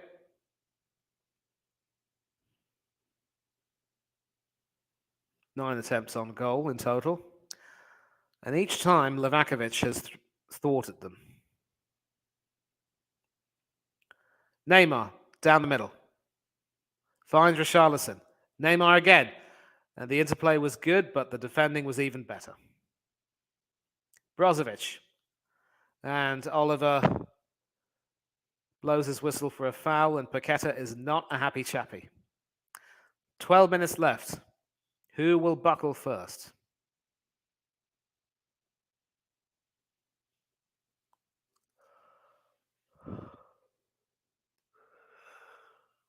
Guardiola takes that and passes it to Lovren, who will try and take it forward. It finds Petkovic, who does brilliantly to get that away from Marquinhos. That goes to Kovacic, trying to send it forward and find Perisic, but only finds Eder Militao. And Brazil can try and clear their lines. Militao, Paqueta. Antony hasn't really gotten too much into the game, but he has been able to make some good runs. A good replacement for Rafinha. Marquinhos. Casemiro sending that forward, but Croatia intervene, and Modric can now run with the ball. Finds Petkovic, one of the 2 substitutes. And a claim for a foul there by Richarlison, but the referee says no, and Rodrigo has it and can run down the left. No sign of the other substitute, Vlasic, so far. Probably stuck on his own up front. But this is Antony now, down the right. Antony against Sosa. And some terrific work there. It's still kept in play. It is Rodrigo now in the penalty area. Lays it back for Paqueta. And once again, Livakovic is there to smother that and clean up the damage. So Anthony has now really gotten into the game. A brilliant little nutmeg there. And that was kept in play well by Casemiro, who found Rodrigo there. But that shot from Paqueta in the end not having anywhere near enough venom to even force Livakovic into an uncomfortable save. And of course, a reminder after this, at 7 p.m. GMT, 9 p.m. South Africa, and midnight India time, the Netherlands will be taking on Argentina.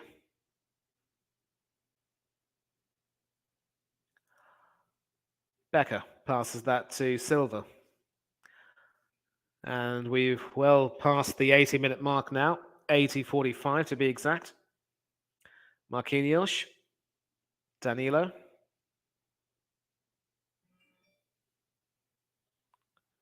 Back to Marquinhos. Rodrigo. And Danilo has gone a little bit forward. Casemiro. Thiago Silva. Anthony. Sending that forward, but Livakovic can claim that quite easily.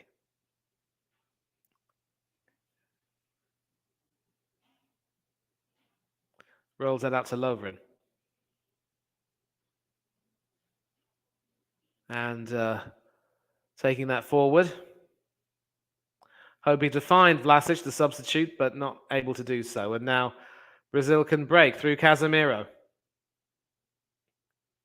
Finds Rodrigo now. Best part of 8 minutes to go. Centre to the penalty area. And that is headed over the bar by Richarlison, who was hoping to claim a corner, but Michael Oliver wasn't interested.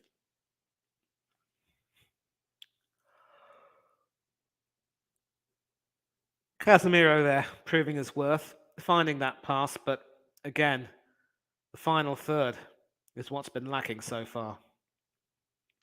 Lovren taking it forward again. Brozovic. Vlasic to Modric. Does he keep that in play? Yes, he does. Actually, that was Juranovic who passed that to Modric. My bad. Vlasic trying to take it forward from the midfield, but couldn't do so. And that will... claiming a foul on Rodrigo there, who was breaking down the right, but Oliver said no. That will be a foul on Vlasic, who is clutching his knee as he goes down.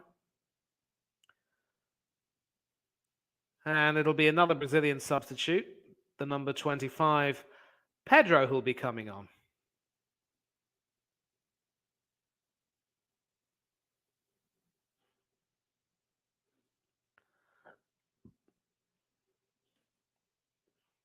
And I wonder who he'll be replacing. Richarlison. Another difficult night for him. He had it easy against the Koreans, but the Croatians have come prepared. And so he will come on. Another one who's bleached his hair blonde, who will try and provide some impetus going forward. Brozovic. Vlasic. Finds Juranovic there, and that will be a Croatian throw. And Vlasic leaves that to what looks like Juranovic will be taking that.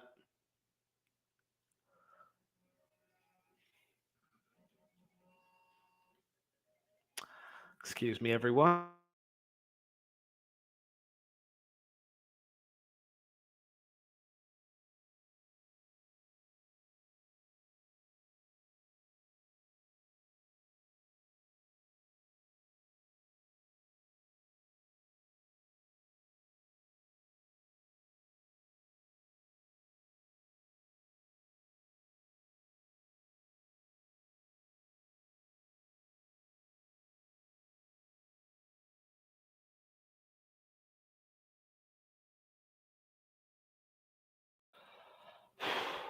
Okay. Well, it's been an interesting passage of play. Not too much in terms of goal mouth action, but Croatia have a throw on the left through Perisic, passes it to Sosa. And Sosa trying to do too much by himself and couldn't really succeed. And Brazil can now break through Neymar. Rodrigo and Pedro up in support. Danilo has also come forward. And so it's all hands to the pump now for Croatia. Casemiro, brilliantly intercepted by Petkovic there. Claiming a foul are Croatia, but Oliver isn't interested. And some more pinball going on, and that goes wide. And that will, in fact, be a corner. So Brazil have come back with a vengeance. Just past the 85-minute mark, 5 minutes to go, plus stoppages. And could this be the moment when we see the deadlock being broken? It will be Anthony to take this one. Left-footed in-swinger from the right. And that is easily dealt with. Only as far as Rodrigo, though. Danilo. And that goes out of play.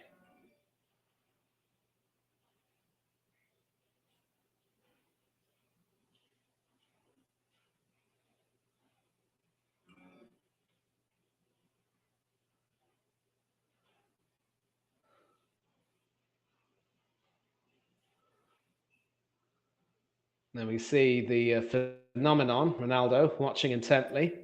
I'm sure he would want to see the game go to extra time. And a bit of a tussle going on there between Antony and Gvardiol. Actually, it's Pedro and Gvardiol who are getting into that tussle there, not Antony. Brazil's third substitute making himself well seen and heard. And that will, in fact, be a goal kick. And Tite urging his players to calm down.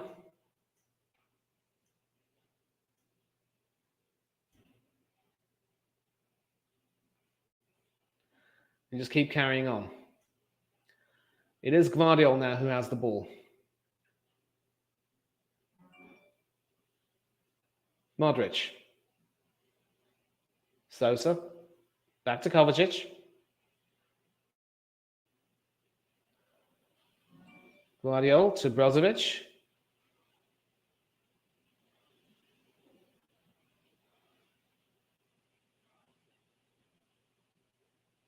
And once again is being taken forward. Modric right now trying to pass that forward, but not really finding anyone. Kovacic now to Modric. Over to Kovacic now, and so it starts, the signal problems that come with the rain. Sosa finds Petkovic, but that is taken away from him. Brozovic. Kovacic.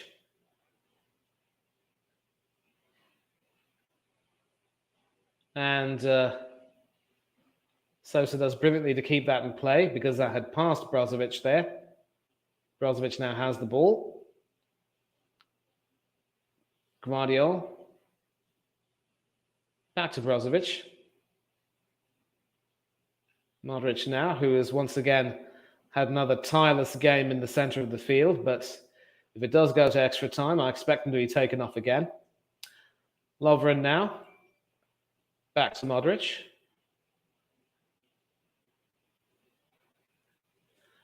And Perisic receives that. It is with Sosa.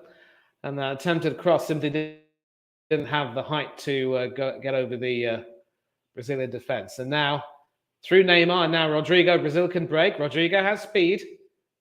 But the Croatian defense has numbers. It will be Kovacic now.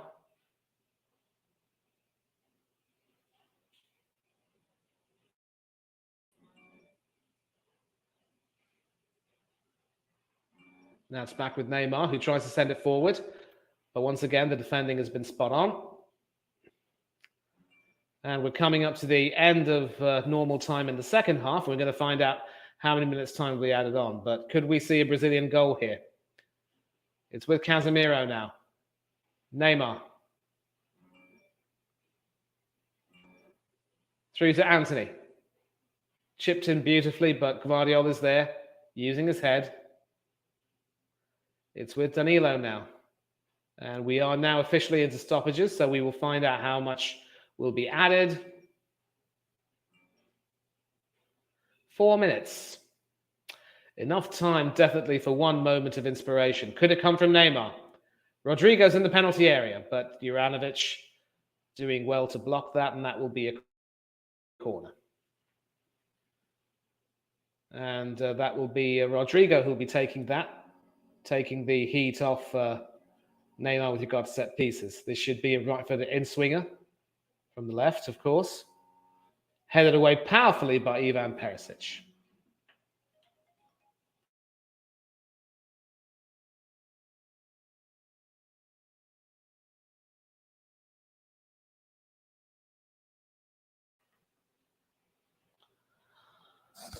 So we're back with the action. A Brazil throw to Thiago Silva. Militao.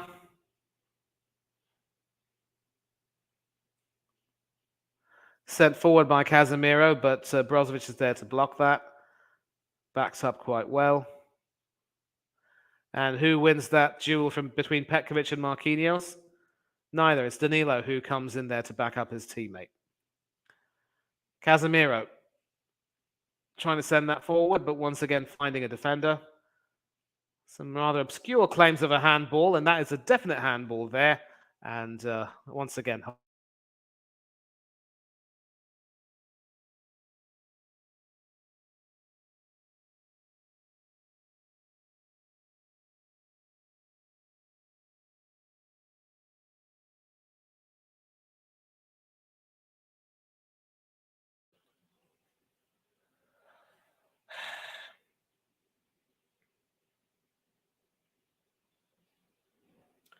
Brozovic, Modric, Gvardiol. Back to Modric.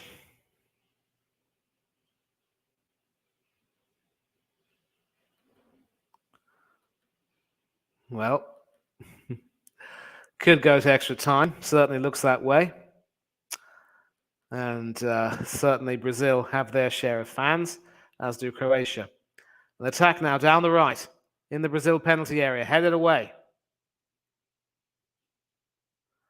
And Rodrigo trying to break, but impeded by Modric, and that will be a free kick.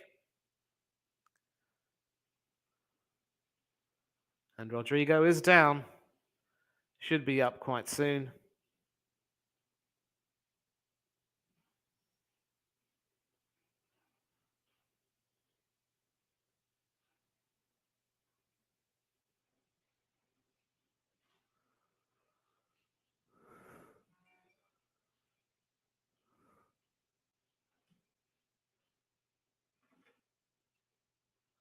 Thiago Silva. Marquinhos. Neymar. Paqueta. Casemiro. Anthony. This is, of course, the last 30 seconds of stoppage time. And an attempted weak shot from outside the penalty area goes straight into Livakovic's arms. Having no power whatsoever, and the well-positioned Croatian goalkeeper will claim that. And it looks as though we will be going to extra time. Yep, the referee has in fact blown his whistle. So I will now just change the ticker.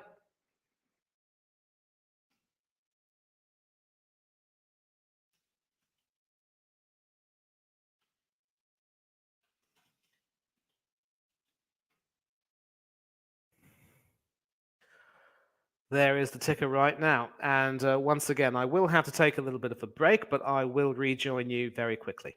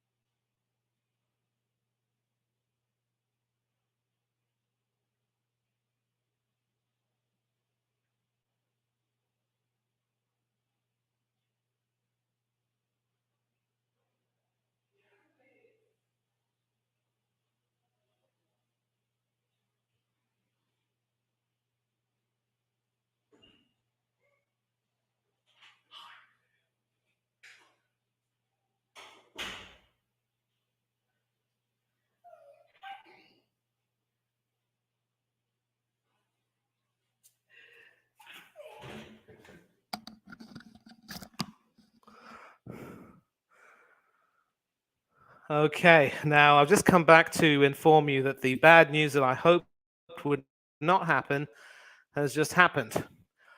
A sudden onset of rain, and my television signal has now gone, so I don't think I'll be able to bring you the rest of the game, at least not for now.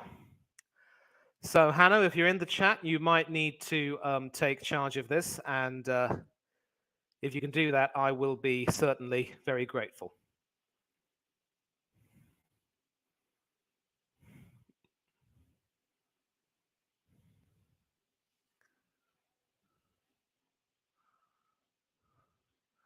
Unless, of course, there is a way I will try and work some magic here.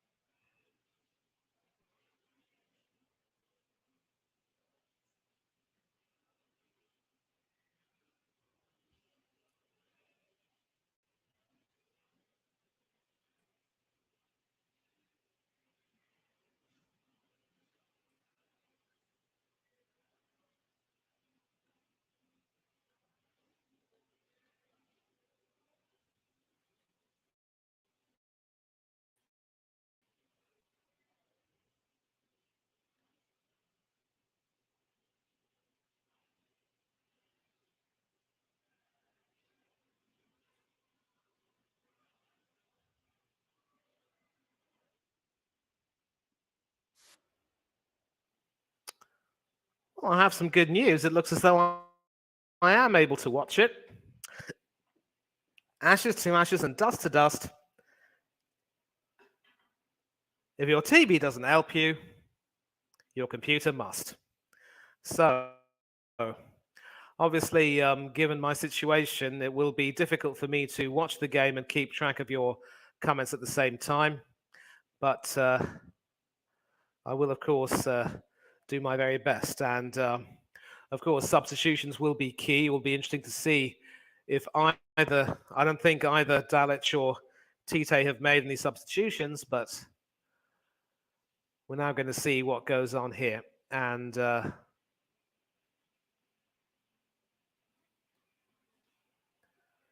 so we're almost back live. It is Pedro and Neymar Jr. who are in the center circle. And Brazil are now attacking from right to left. Taken forward. Eder Militao ends up passing that back to Thiago Silva. Marquinhos. Danilo.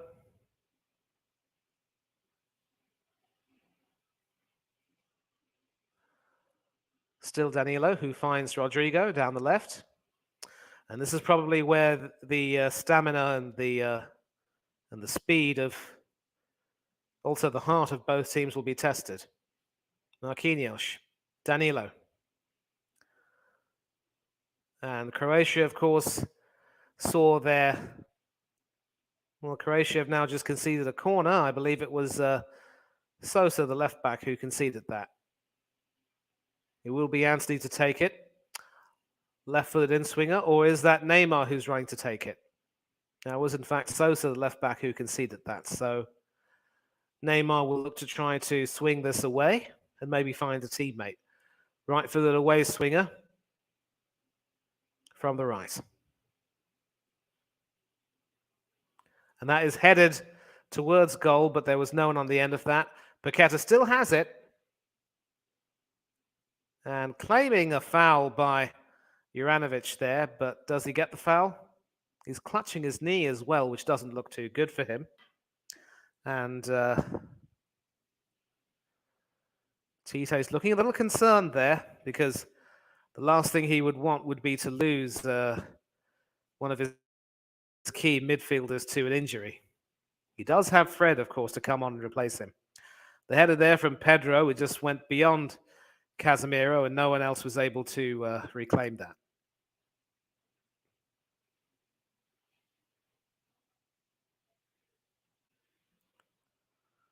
And so when I'm watching on my computer, it's a little bit slower than on TV. Juranovic with the throw, sending that forward, and a bit of a tussle going on over there between Marquinhos and Vlasic, and that will be a free kick to Brazil. Marquinhos, Thiago Silva.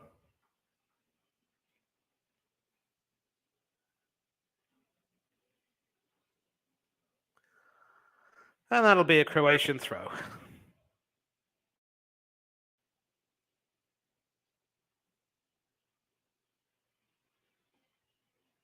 Some pretty poor work there from Sosa, bringing down his fellow number 19, Anthony, there. Sort of clawing him down, if you will.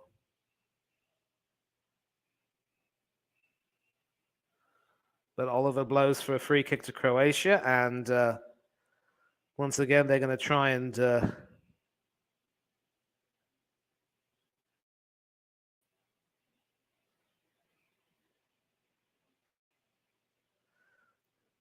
go forward. Now they take it forward eventually, but sent back through.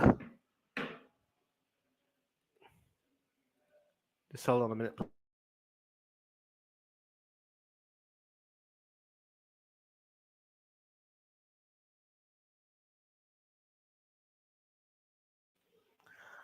Once again, my sincerest apologies. Croatia trying to take it forward on the left, but not really succeeding. And that will, in fact, be a Brazil free kick.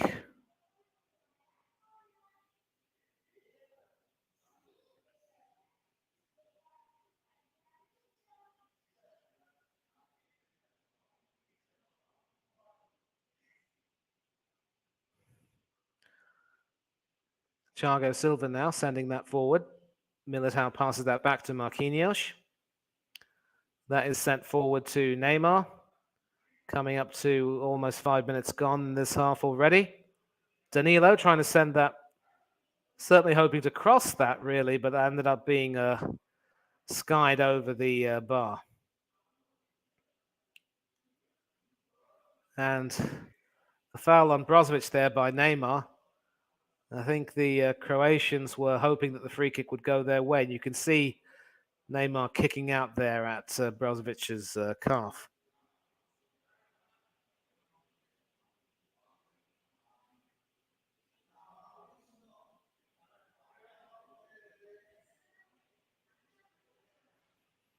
Gvardiol finds Kovacic.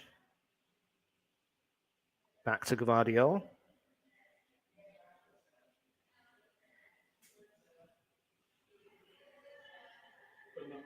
Bingo.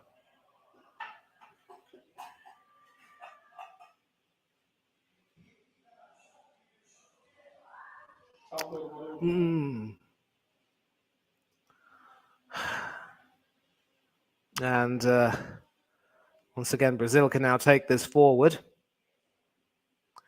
Kovacic is on hand to defend, but Militao comes flying in. Paqueta. That now finds Rodrigo. Danilo now sending it in. But Croatia once again equal to that. Outstanding, outstanding defending. But Petkovic loses it. It's with Neymar now. Danilo.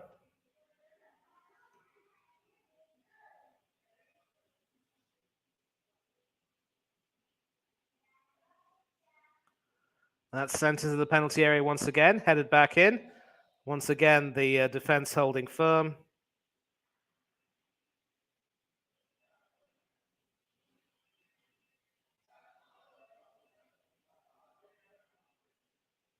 And in that ensuing kerfluffle, that will be a Croatian free kick.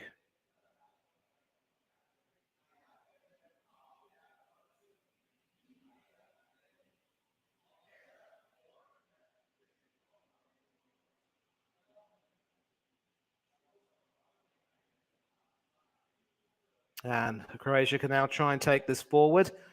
Some good work there. And they win a free kick.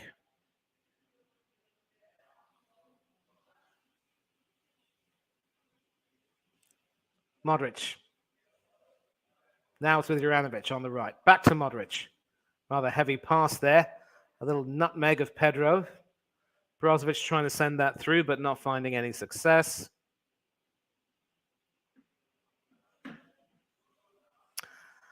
And it's time for another substitute. And it is, in fact, the normal designated left back, Alexandro, who's getting ready to come on.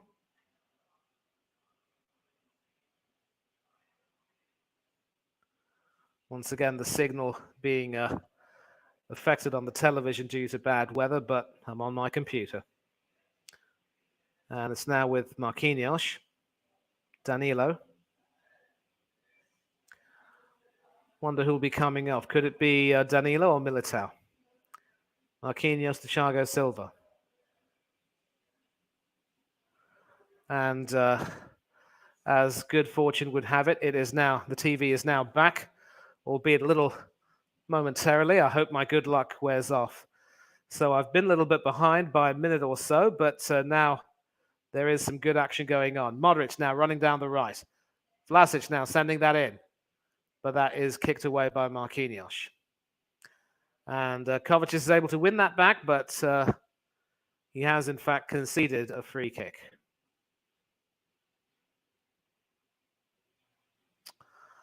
Let's take a look at some comments. Marquinhos to Danilo. So the substitution still hasn't been made. Craig. Yeah, I would have brought on Martinelli when Vinicius Jr. went off. Yeah, certainly a good call that, mate. Obviously, I think maybe Tite has decided that he couldn't find a way to break Croatia down, so he's prepared to play the waiting game and take this to penalties. But again, one moment of quality from either side will settle this. And could that quality come from Brazil? Well, after that pinball in the Croatian penalty area, it might not just yet, but it's with Militao who sends that out wide to Antony.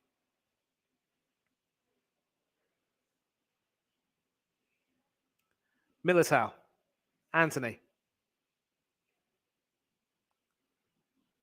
Passes that back to Thiago Silva, who will send that into the penalty area.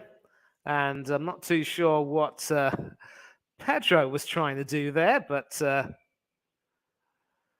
certainly I think that particular passage of play proves your point, Craig, that maybe Martinelli could have been better. Now my signal is still starting to play up a little bit, but I still have it for now, so please bear with me, peeps. Lovren to Modric. 4 minutes to go in this first half of extra time. I wonder if there'll be any stoppages.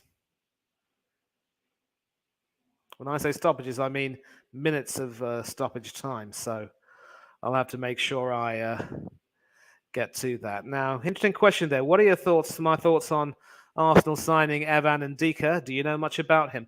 Well, Ndika, Craig, is a part of that, he was a part of that PSV team, which obviously played us in the Europa League.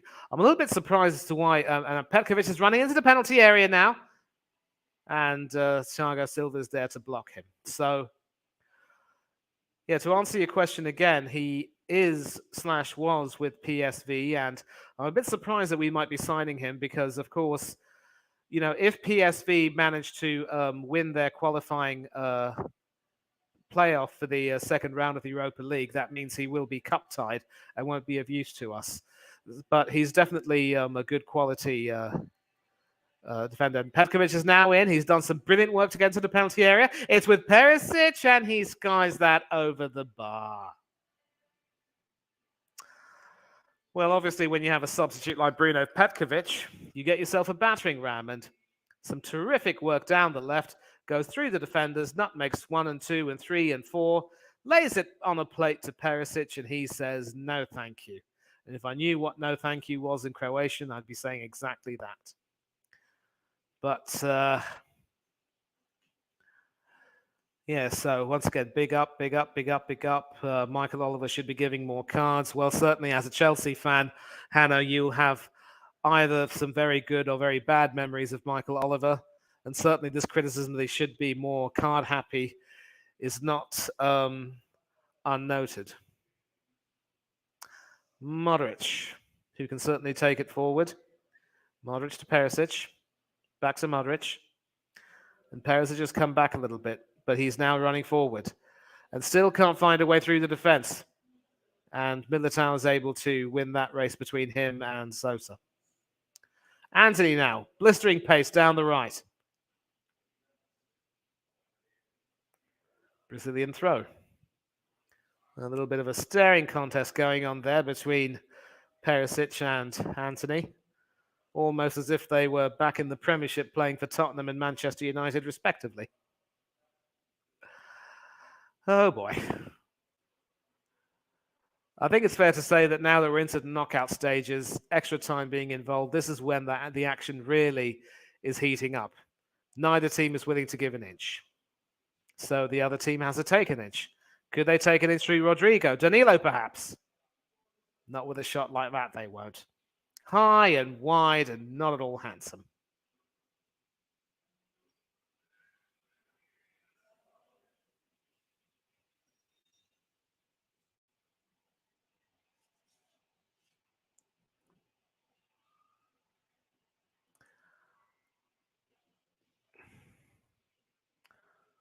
Dejan Lovren.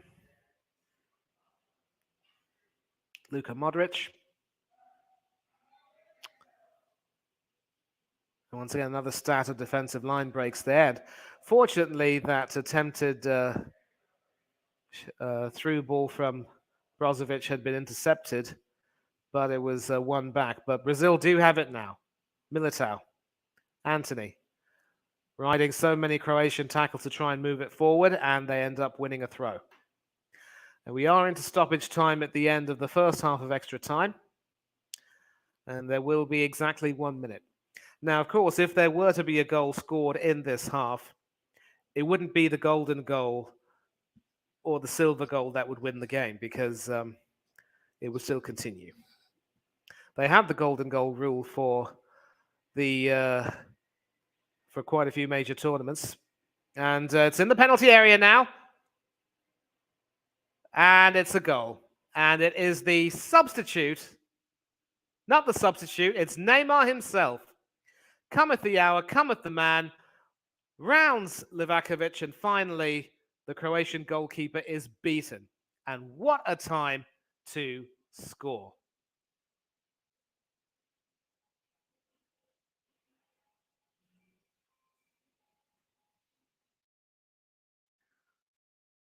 Well, we're going to take a look at this moment once again, but once again, it looks as though it was that moment of enterprise and quality that did for Croatia, but they will have 15 minutes to come back. However, some terrific work down the center.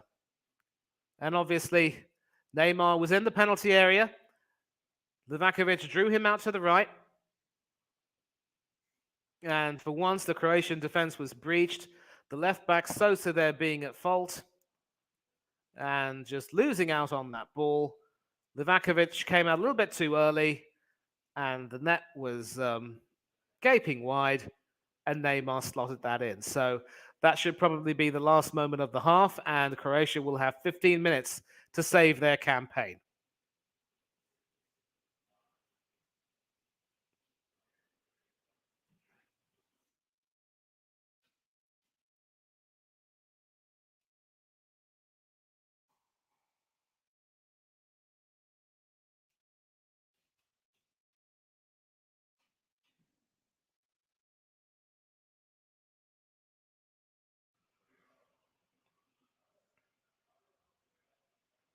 Well, the celebrations are still going on. And you can see how much it means to Neymar, who is now drawn level with the great Edson Arantes do Nascimento. And Dominic Livakovic has had a terrific knockout stage so far, but has finally been beaten. And a lot of time has had to be taken, obviously, for the celebration of the goal. But could we see another attack here with 15 seconds to go in the third minute? Juranovic. Well, Petkovic needed to hold on to that, but he couldn't. And does Michael Oliver blow his whistle for the end of extra time first half? Yes, he does, much of the chagrin of Luka Modric, who was hoping to create an attack. But as things stand, we might not be going to penalties. Neymar, cometh the hour, cometh the man. You just can't keep him down. And the Seleção fans are jubilant. You can see the desolation among the Croatian supporters who know they'll have to work even harder to get the lead back. But if it is any consolation, because it's not a golden goal, it does not immediately knock Croatia out of the tournament. But at half time, Brazil are leading 1-0.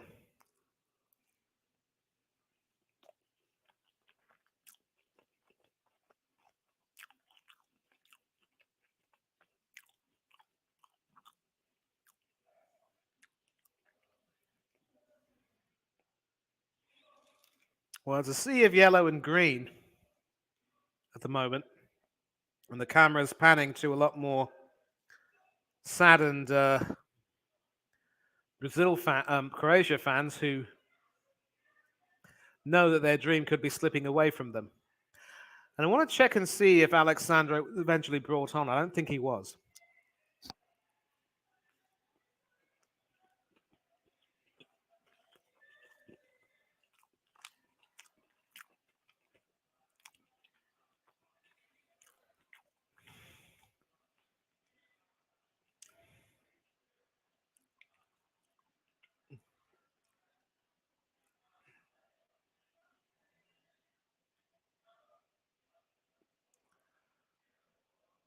Well, Croatia have now made a substitution.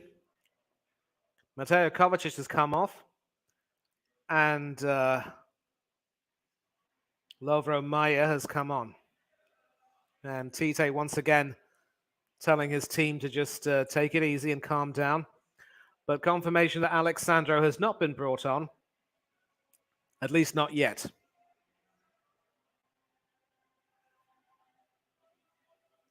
But he's stripped and ready to come on, and looks as though he will play in the final 15 minutes of the game. And he does, in fact, replace Eder Militao. So Danilo will be slipping back into his right back position, and Alexandro will occupy the left back position.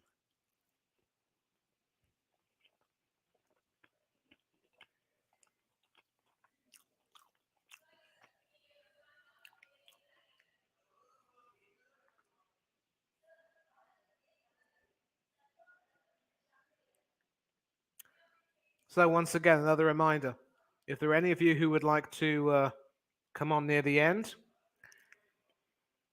and have a chat, by all means do so. And another substitution, it looks as though Fred has come on to replace Lucas Paqueta. So Croatia kicked off, attacking from right to left. And once again, at the worst possible time, rain is falling, but hopefully for another 15 minutes or so, it will hold up a bit. Nope, sadly it doesn't. So you'll have to let me get back on my PC.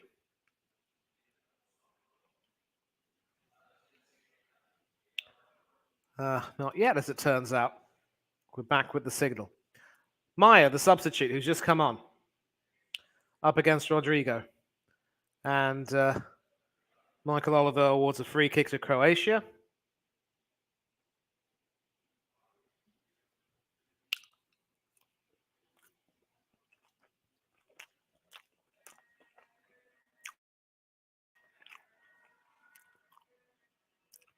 And bad weather once again plays spoil sport.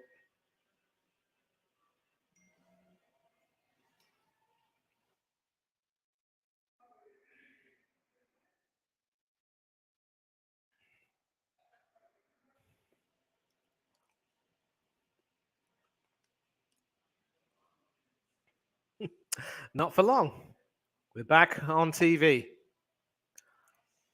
It is Gvardiol who has the ball right now. Perisic. who's now 33 years old. Could this potentially be his last World Cup, or will he have one more in him? Well, it'll definitely be the last World Cup for Luka Modric, unable to keep that ball in play. And that goes out for a Brazil throw to be taken by the returning left-back, Alexandro.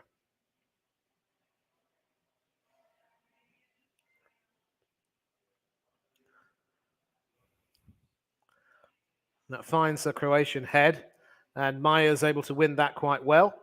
Now he can certainly attack down the right, but surrounded by Brazilian defenders, he loses that battle. And Brazil can now attack. It is Pedro coming down the left, but Lovren cleans that up, passes it back to Livakovic. Guardiola again back to Livakovic. And that will be played forward by Brozovic, who finds Sosa, who's now switched to the right. Actually, that was looks like Maya, really, the substitute. That was Maya who brought that into the center before passing it back. And now it's Sosa, of course, who has the ball on the left, passes it back to Modric. Brozovic. And a cross sent in, but no one on the end of that. And Brazil can break. And it's Pedri versus Guardiola again, but once again, Guardiola wins that battle. A foul by Pedri on Guardiola. Oliver opts to play advantage.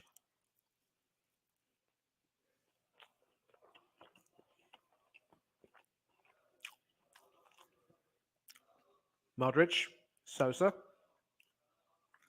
Perisic, to Modric, who wins a corner off Fred.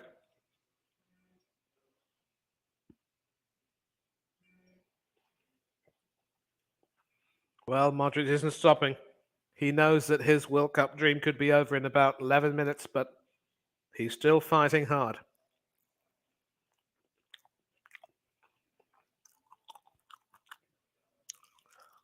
Another Croatian substitution.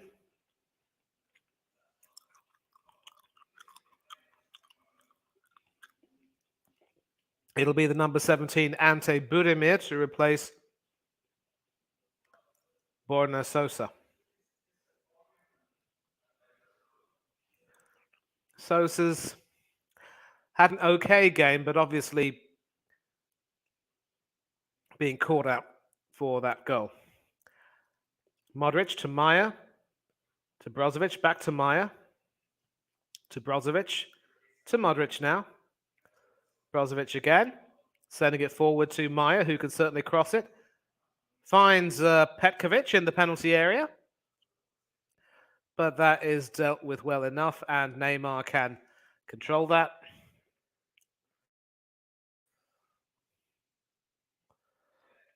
And Croatia win the throw.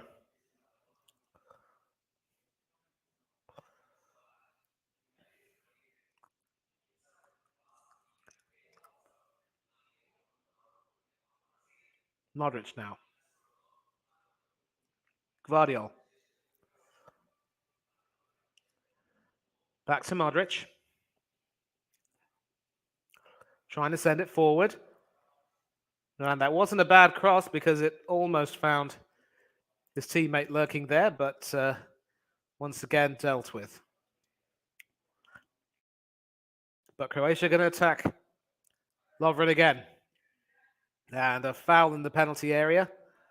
And Nikola Vlasic is not happy.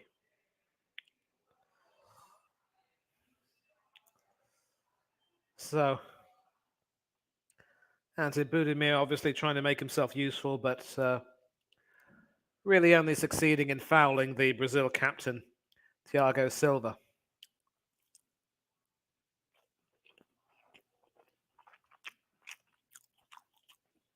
Just a replay of the goal.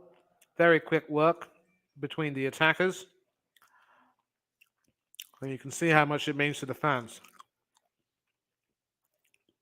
And the desolation of Luka Modric, who knows that that could very well be his last outing at a World Cup. As for Neymar, it's his 8th World Cup goal, tied atop the Brazil charts with Edson Arantes do Nascimento.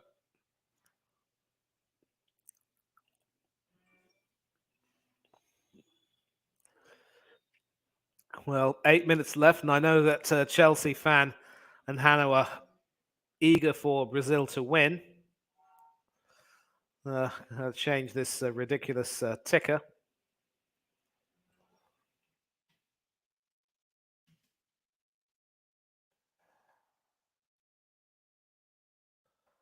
Yep. Still going on. Over Maya now.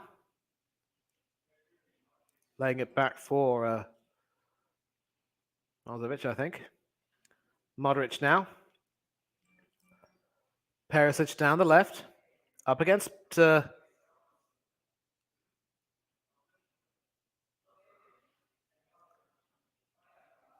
he was up against Anthony, but he's won a corner. Or has he? Anthony over there basically doing some good shepherding work, and Perisic unable to keep that in play, and that is definitely a goal kick. And certainly the last throw of the dice right now for Dalic, who has brought off Brozovic. And we now see Mislav Orsic, the number 18, coming on for the final 7 or so minutes of extra time.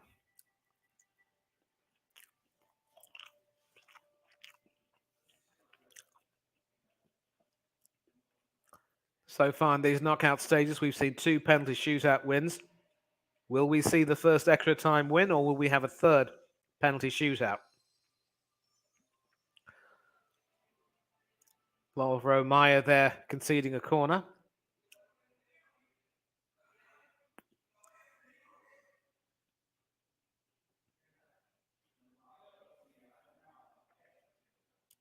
And the Seleção fans are jubilant.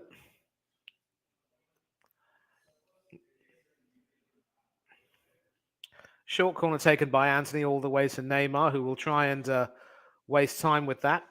Passes that to Fred. Casemiro. Anthony. Neymar. And that will be a Brazil free kick in a potentially dangerous area. If they score one more goal, it's all over. Bar the shouting and the dancing.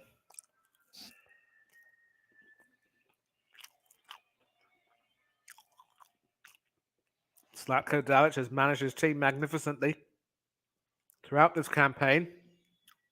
But could it be all over?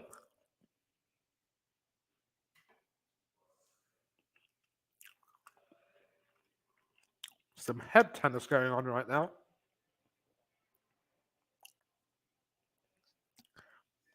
And eventually it was with Livakovic rather. 5 minutes remaining. And that is sent out for a throw. And just some final instructions there from Tite. Deal with things. Play it simply. And certainly, at the risk of looking too far ahead, Brazil have shown that they have the ability to win almost ugly in a way. And Guardiola there with an important tackle to prevent Fred from scoring. Or potentially Fred attacking the penalty area. It's with Modric now, and he lays that off for Vlasic, who finds Orsic in the penalty area. And Croatia have equalised! And just when you thought Croatia were down and out for the count, they come back strong. The number 16, Bruno Petkovic, who was brought on as an impact sub, has just silenced the Brazilian crowd. And you can see how much it means to the Croatian supporters.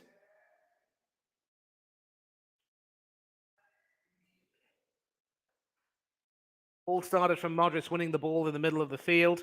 Terrific work by Nikola Vlasic. Got that down to Orsic, the substitute, who was able to come in down the left. And a wonderful shot there.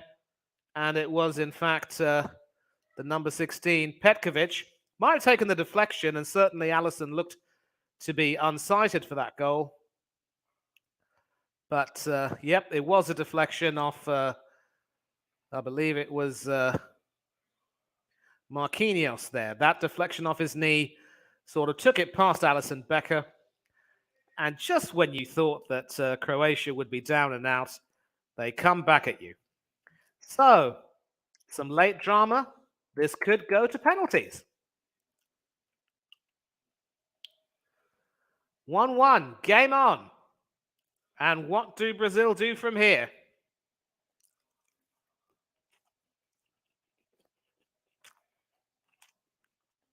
Well, they're attacking down the left. Anthony's moved over there. Marquinhos, whose deflection gave the goal away. Thiago Silva. Sweet 16 indeed. There will never be a sweeter strike from Bruno Petkovic than that.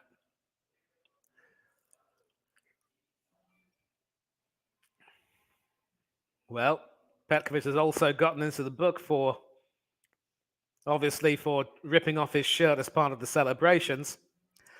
The referees have made that clear that is a very big no-no, especially after what happened to Vincent Aboubakar, who scored the winner against Brazil.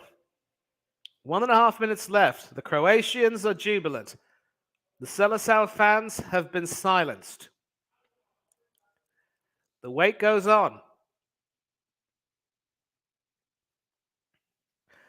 And just when I was talking about the prospect of Brazil coming up in the semi-finals and certainly showing how they could win ugly as well as pretty, Croatia fight back. So thanks to the substitutes, Modric's dream lives on for at least another minute. Important. And that free kick was taken a little bit too quickly for Michael Oliver's liking, and that will be brought back.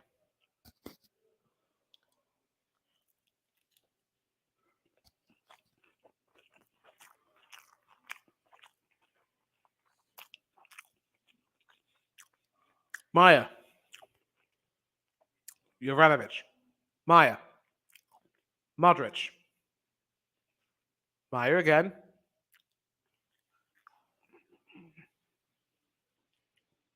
And a speculative shot from Maya is sent wide.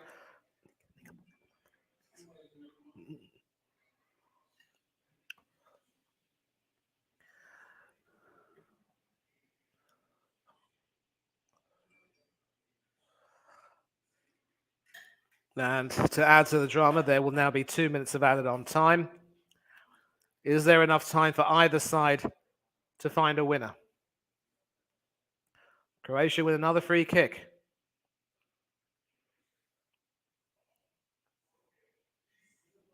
And Danilo heads that away and finds Anthony on the right. It's Anthony against Guardiol. Guardiol wins that battle, but it's still with Anthony. And that is a dreadful foul there from Perisic, and the Brazilian squad are up in arms. Michael Oliver awards a free kick, but does he book the Croatian vice-captain? Nah.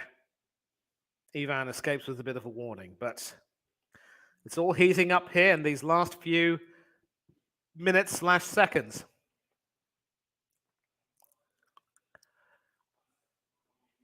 The Brazil fans are hopeful.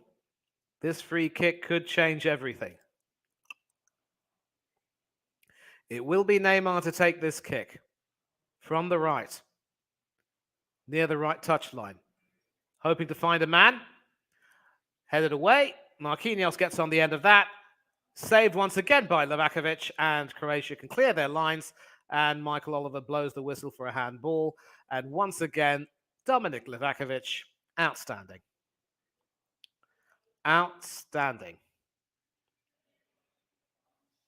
And Oliver Kahn obviously knows a thing or two about winning Golden Glove Awards.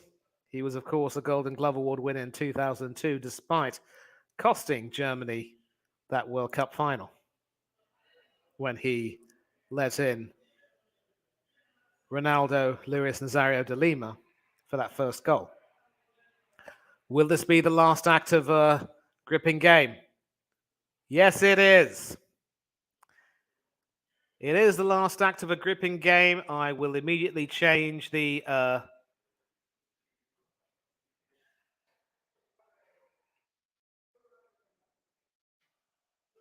ticker.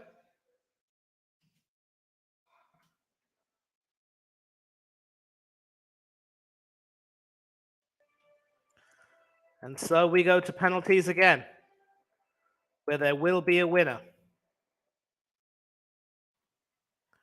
Any comments?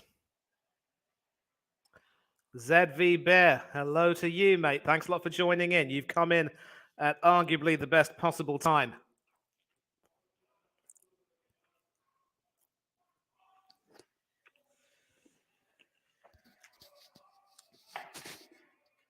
The drama has been electric. The action has been frenetic.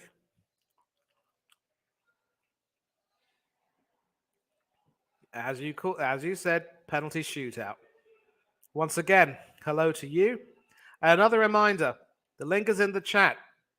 If any of you want to come in and have your say, please click the link. I will look for you, and if I see you backstage, I will add you on for your thoughts and recollections. But for now, this is the story. After normal time and extra time, Croatia and Brazil have played a 1-1 draw. Neymar thought he had won it in the last minute in stoppage time of the first half of extra time with a well-worked goal. But up stepped super sub Bruno Petkovic, sweet 16 in the 117th minute.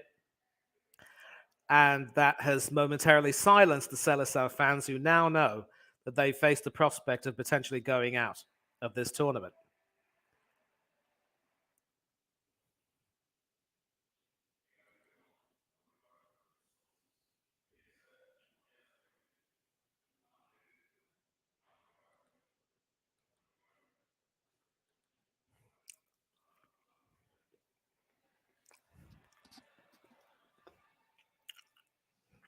So I've never commentated on a penalty shootout before.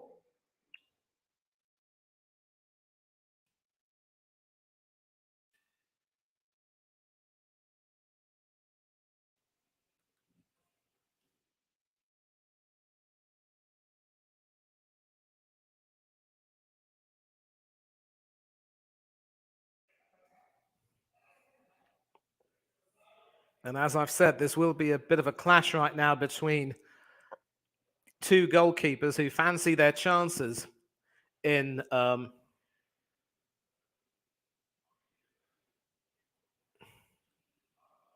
penalty shootouts. The stream. Yeah, I hope we should be doing the watch along. I don't know if it'll be me or Hannah who'll be doing it. I will look to it. Yep, definitely doing it. Good to see that you'll be listening to the commentary. And maybe they'll go through. At the moment, the captains are speaking to Michael Oliver. And they've chosen the end where there's a huge amount of Brazilian fans over there. Interesting on who will take the first penalty.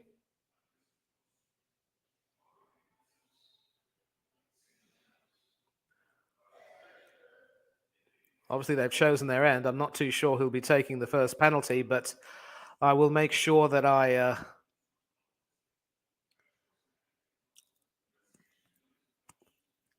have the banners ready. So once again, we are going to penalties. At the end of normal and extra time, it is 1-1 between Croatia and Brazil. So penalties will decide it. And it looks as though Croatia will be taking their first penalty. 1.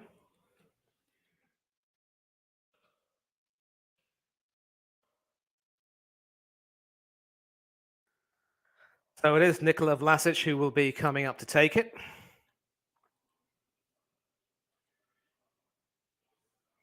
And we will find out who that will be. Customary handshakes there between Dinamo Zagreb's Dominik Livakovic and Liverpool's Alisson Becker.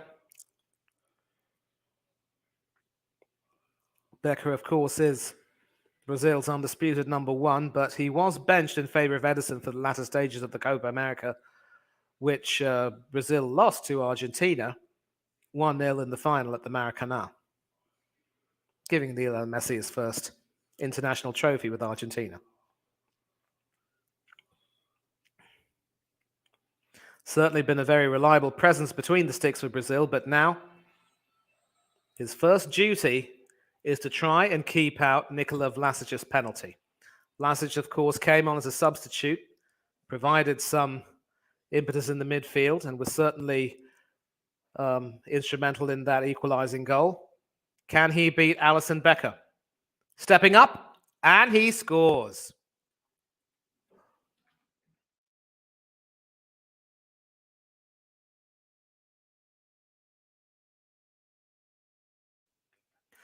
So, a rather powerful penalty, which was sent high into the centre.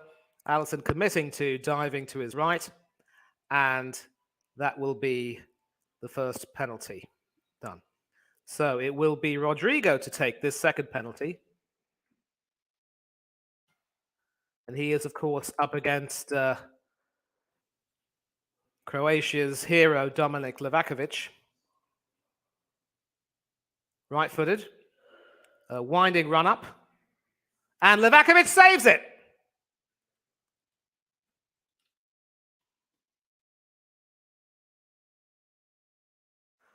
Well, this is not what the Brazilian fans wanted to see, but a very unconvincing penalty. Certainly didn't get the distance, the height right. Easy height for Livakovic. Went to his right side, and that is that. Now, Croatian penalty #2 to be taken by Lovro Majer.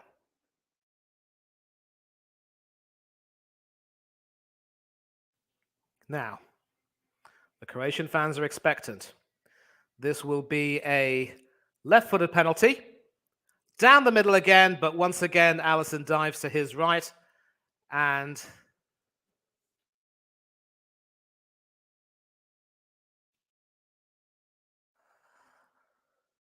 yeah, once again, Alisson completely missing that. It is now 2-0. So it will be Casemiro to take this penalty.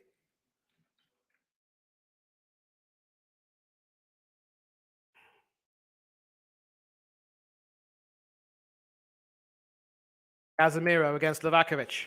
Right-footed. And it's a confident penalty, which has the power and the precision into the far corner. Livakovic had no chance with that. And 2-1 to Croatia, but Brazil are still in it, if only just.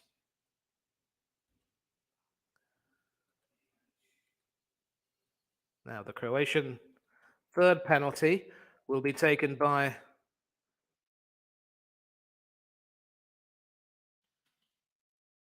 Luka Modric. This could be a crucial penalty. If Modric scores, Croatia will be in the driving seat, but will it be saved by Alisson to bring Brazil back into it? Right-footed from the spot. And that is rolled into Alisson's far right corner. Alisson committed to going into his left.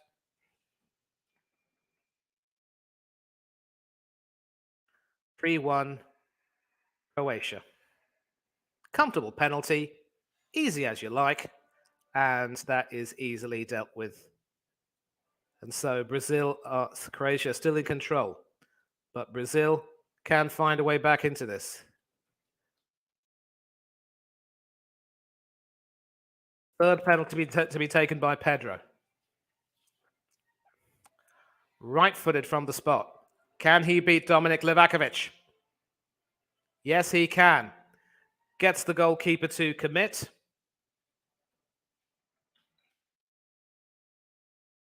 And sends Livakovic the wrong way. Livakovic dives to his left, and Pedro rolls it in to Livakovic's right. Not too far off the centre, mind you. But now this will be the fourth penalty to be taken by another of the substitutes. I wonder who that will be. It will be Orsic.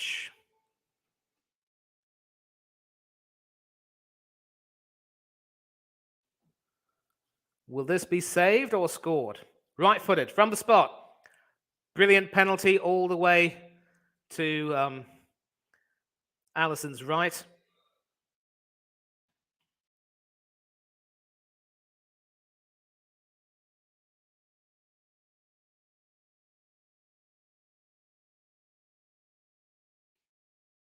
And Alisson this time going the right way, but having no real chance with that. It'll be Brazil's fourth penalty now to be taken by Marquinhos. Marquinhos against Livakovic. If he misses, Brazil are out. And he's hit the post!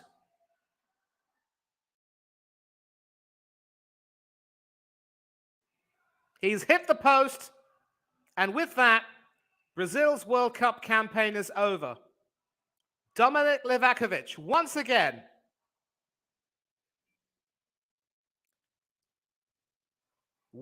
coming up trumps. And the Brazil players are slumped to the turf. Luka Modric is jubilant. His campaign lives to see another match. Tears of joy for the Croatians. Despair and desolation for the Brazilians.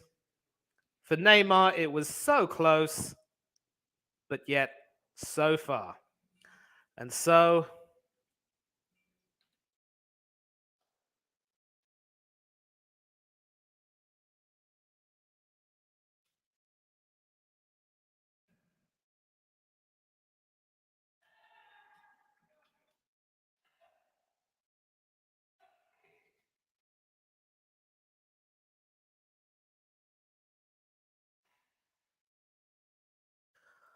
well, dearie me.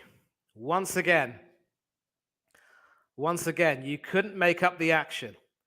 Tender moment there between the two former Real Madrid teammates, Casemiro and Luka Modric. And as for Neymar, there's a case of picking up the pieces and moving on. That last penalty was the clincher.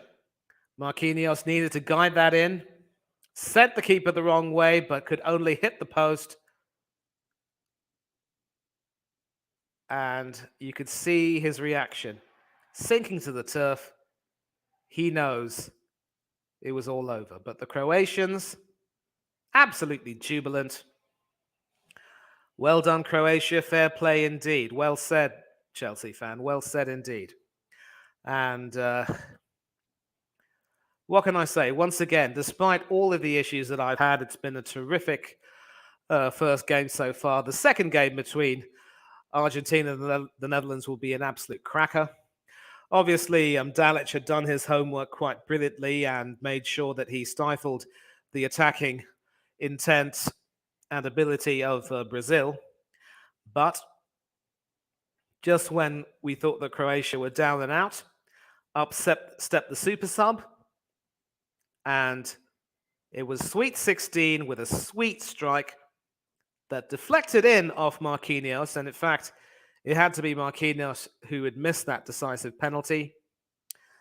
And with that, Brazil's hopes were extinguished. Always a heartbreaking way to go out. Nobody wants to lose on penalties. But it has to be the case. So, good stream. See you next time, my friend. You as well, my dear friend. We will hopefully see you later on tonight for the Netherlands-Argentina watch-along. And once again, I will certainly look to try and be on for that one. But if not, I'm sure Hannah will be able to take charge of that and do a fine job for all of you. And tomorrow, of course, we've got the other two quarterfinals between Morocco and Portugal, and of course, France versus England, which will be the second game. But for now, all you can do is just sit back and reclaim some of the breath that was taken away.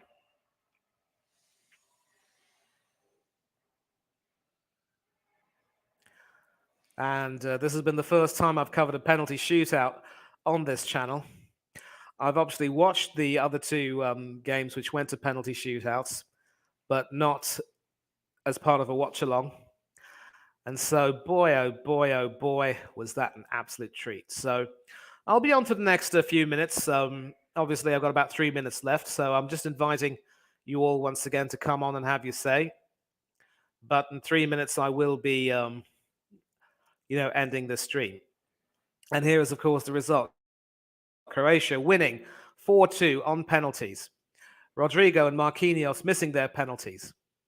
And they will, of course, go on to face either the Netherlands in an all-European clash, or they will face Argentina in the semi-finals, who will be the lone South American representative.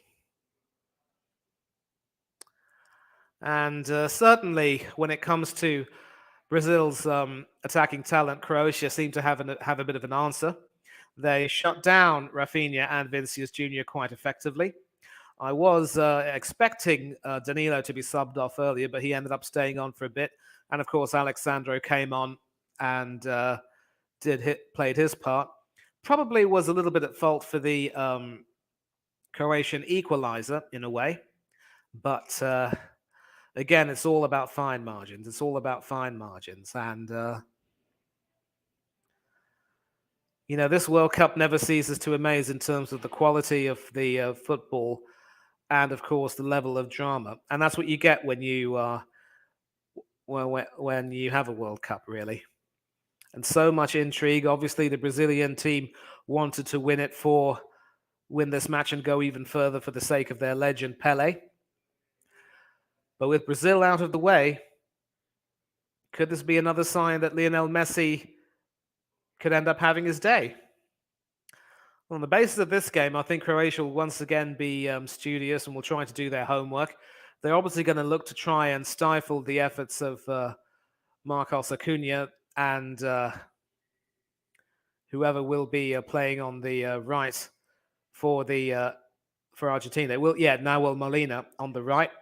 Those are, of course, the two fullbacks who will certainly look to bomb forward. And also looking forward to this upcoming game between Argentina and the Netherlands. It could very well be that unless the midfield is able to get to grips with the three-man defense of Van Dijk, Timber, and Ake, they will certainly struggle. So maybe this could be the game where Paulo Dybala comes on and tries to shows his worth and maybe proves Lionel Scaloni wrong. And yes, we will be doing the watch along. We will certainly be doing that and hope to see you back for that. And of course, congratulations to you, ZV Bear. Your prediction did indeed come through. Well done to you, and well done to Mystic Werewolf and all of you in the chat who predicted that Croatia would win. Shout out to all of you, Chelsea fans, ZV Bar, Craig AFC, Craig Malloy, of course, Delboy Gunner TV, who was here earlier, Mystic Werewolf, obviously, At a Time Podcast, JPT, and everyone else who's come in. All of you who've come in, you're the one who's made this stream really enjoyable. Final few shots there of Anthony absolutely distraught, and Danny Alves, the elder statesman, consoling his teammates, of course. The tears of joy among the Croatians, the despair and the agony among the Brazil supporters. You can see right now that the Brazilian supporters have been silenced. They were celebrating quite joyously when Neymar scored, but then it just wasn't to be. And now you can see a grown man in tears. You definitely do not want to see that side, but it ends up happening. And so confirmation of that result. Brazil do in fact exit the competition at the quarterfinal stage yet again. Questions may be asked about Tite's position. Croatia go through. Zlatko Dalic is again vindicated. And obviously Gilberto Silva in the studio. You can't help but feel for him personally, being a part of the last Brazil team to win a World Cup. But it just wasn't to be in the end. And so far, Croatia continue their brilliant record in penalty shootouts. Livakovic has, of course, been involved in 2 of them now. Daniel Subasic was in another one. I'll have to go back in time and find out who the third goalkeeper was. But again, you can see how much it means to Modric to have his World Cup journey continuing. And now, by going into the semi-finals, he will, of course, go into potentially the medal rounds. Although I'm not too sure that the 4th place team wins a medal.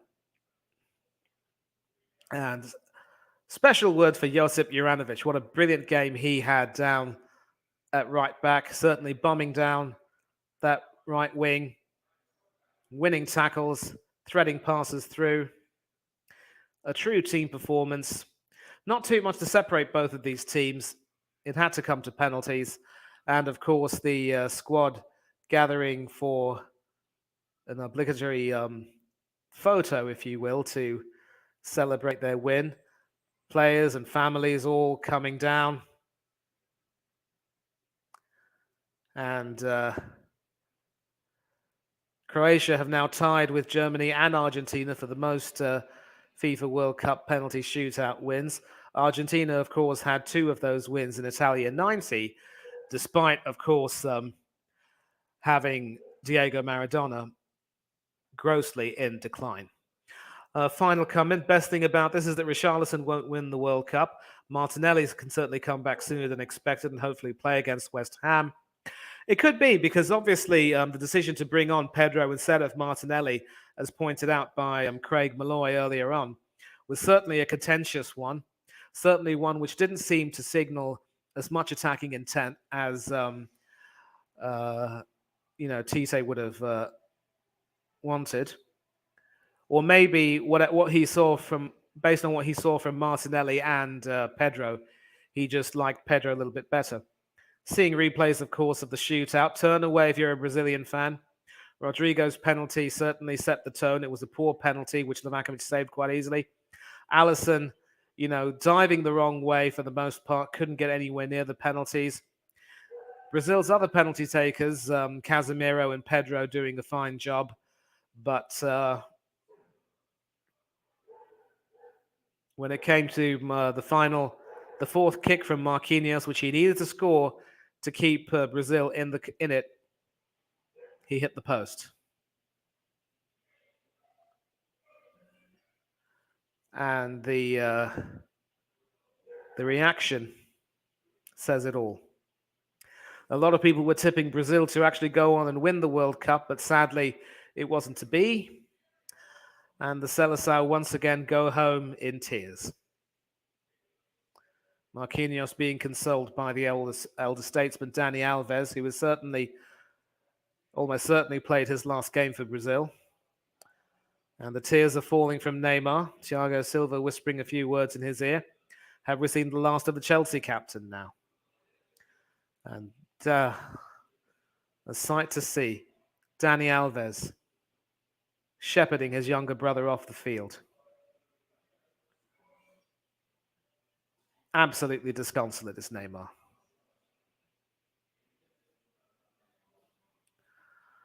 And so for Neymar, the wait continues. Will he ever get his hands on the World Cup?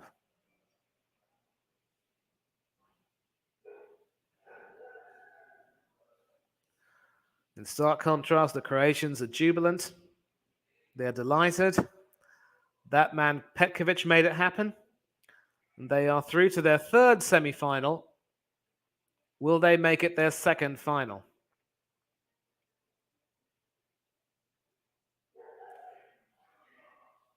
The agony is there for all to see.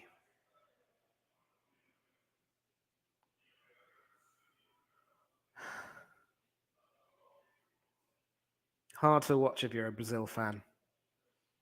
Hard to watch. And it's the first time that Brazil have lost a penalty shootout since 1986. And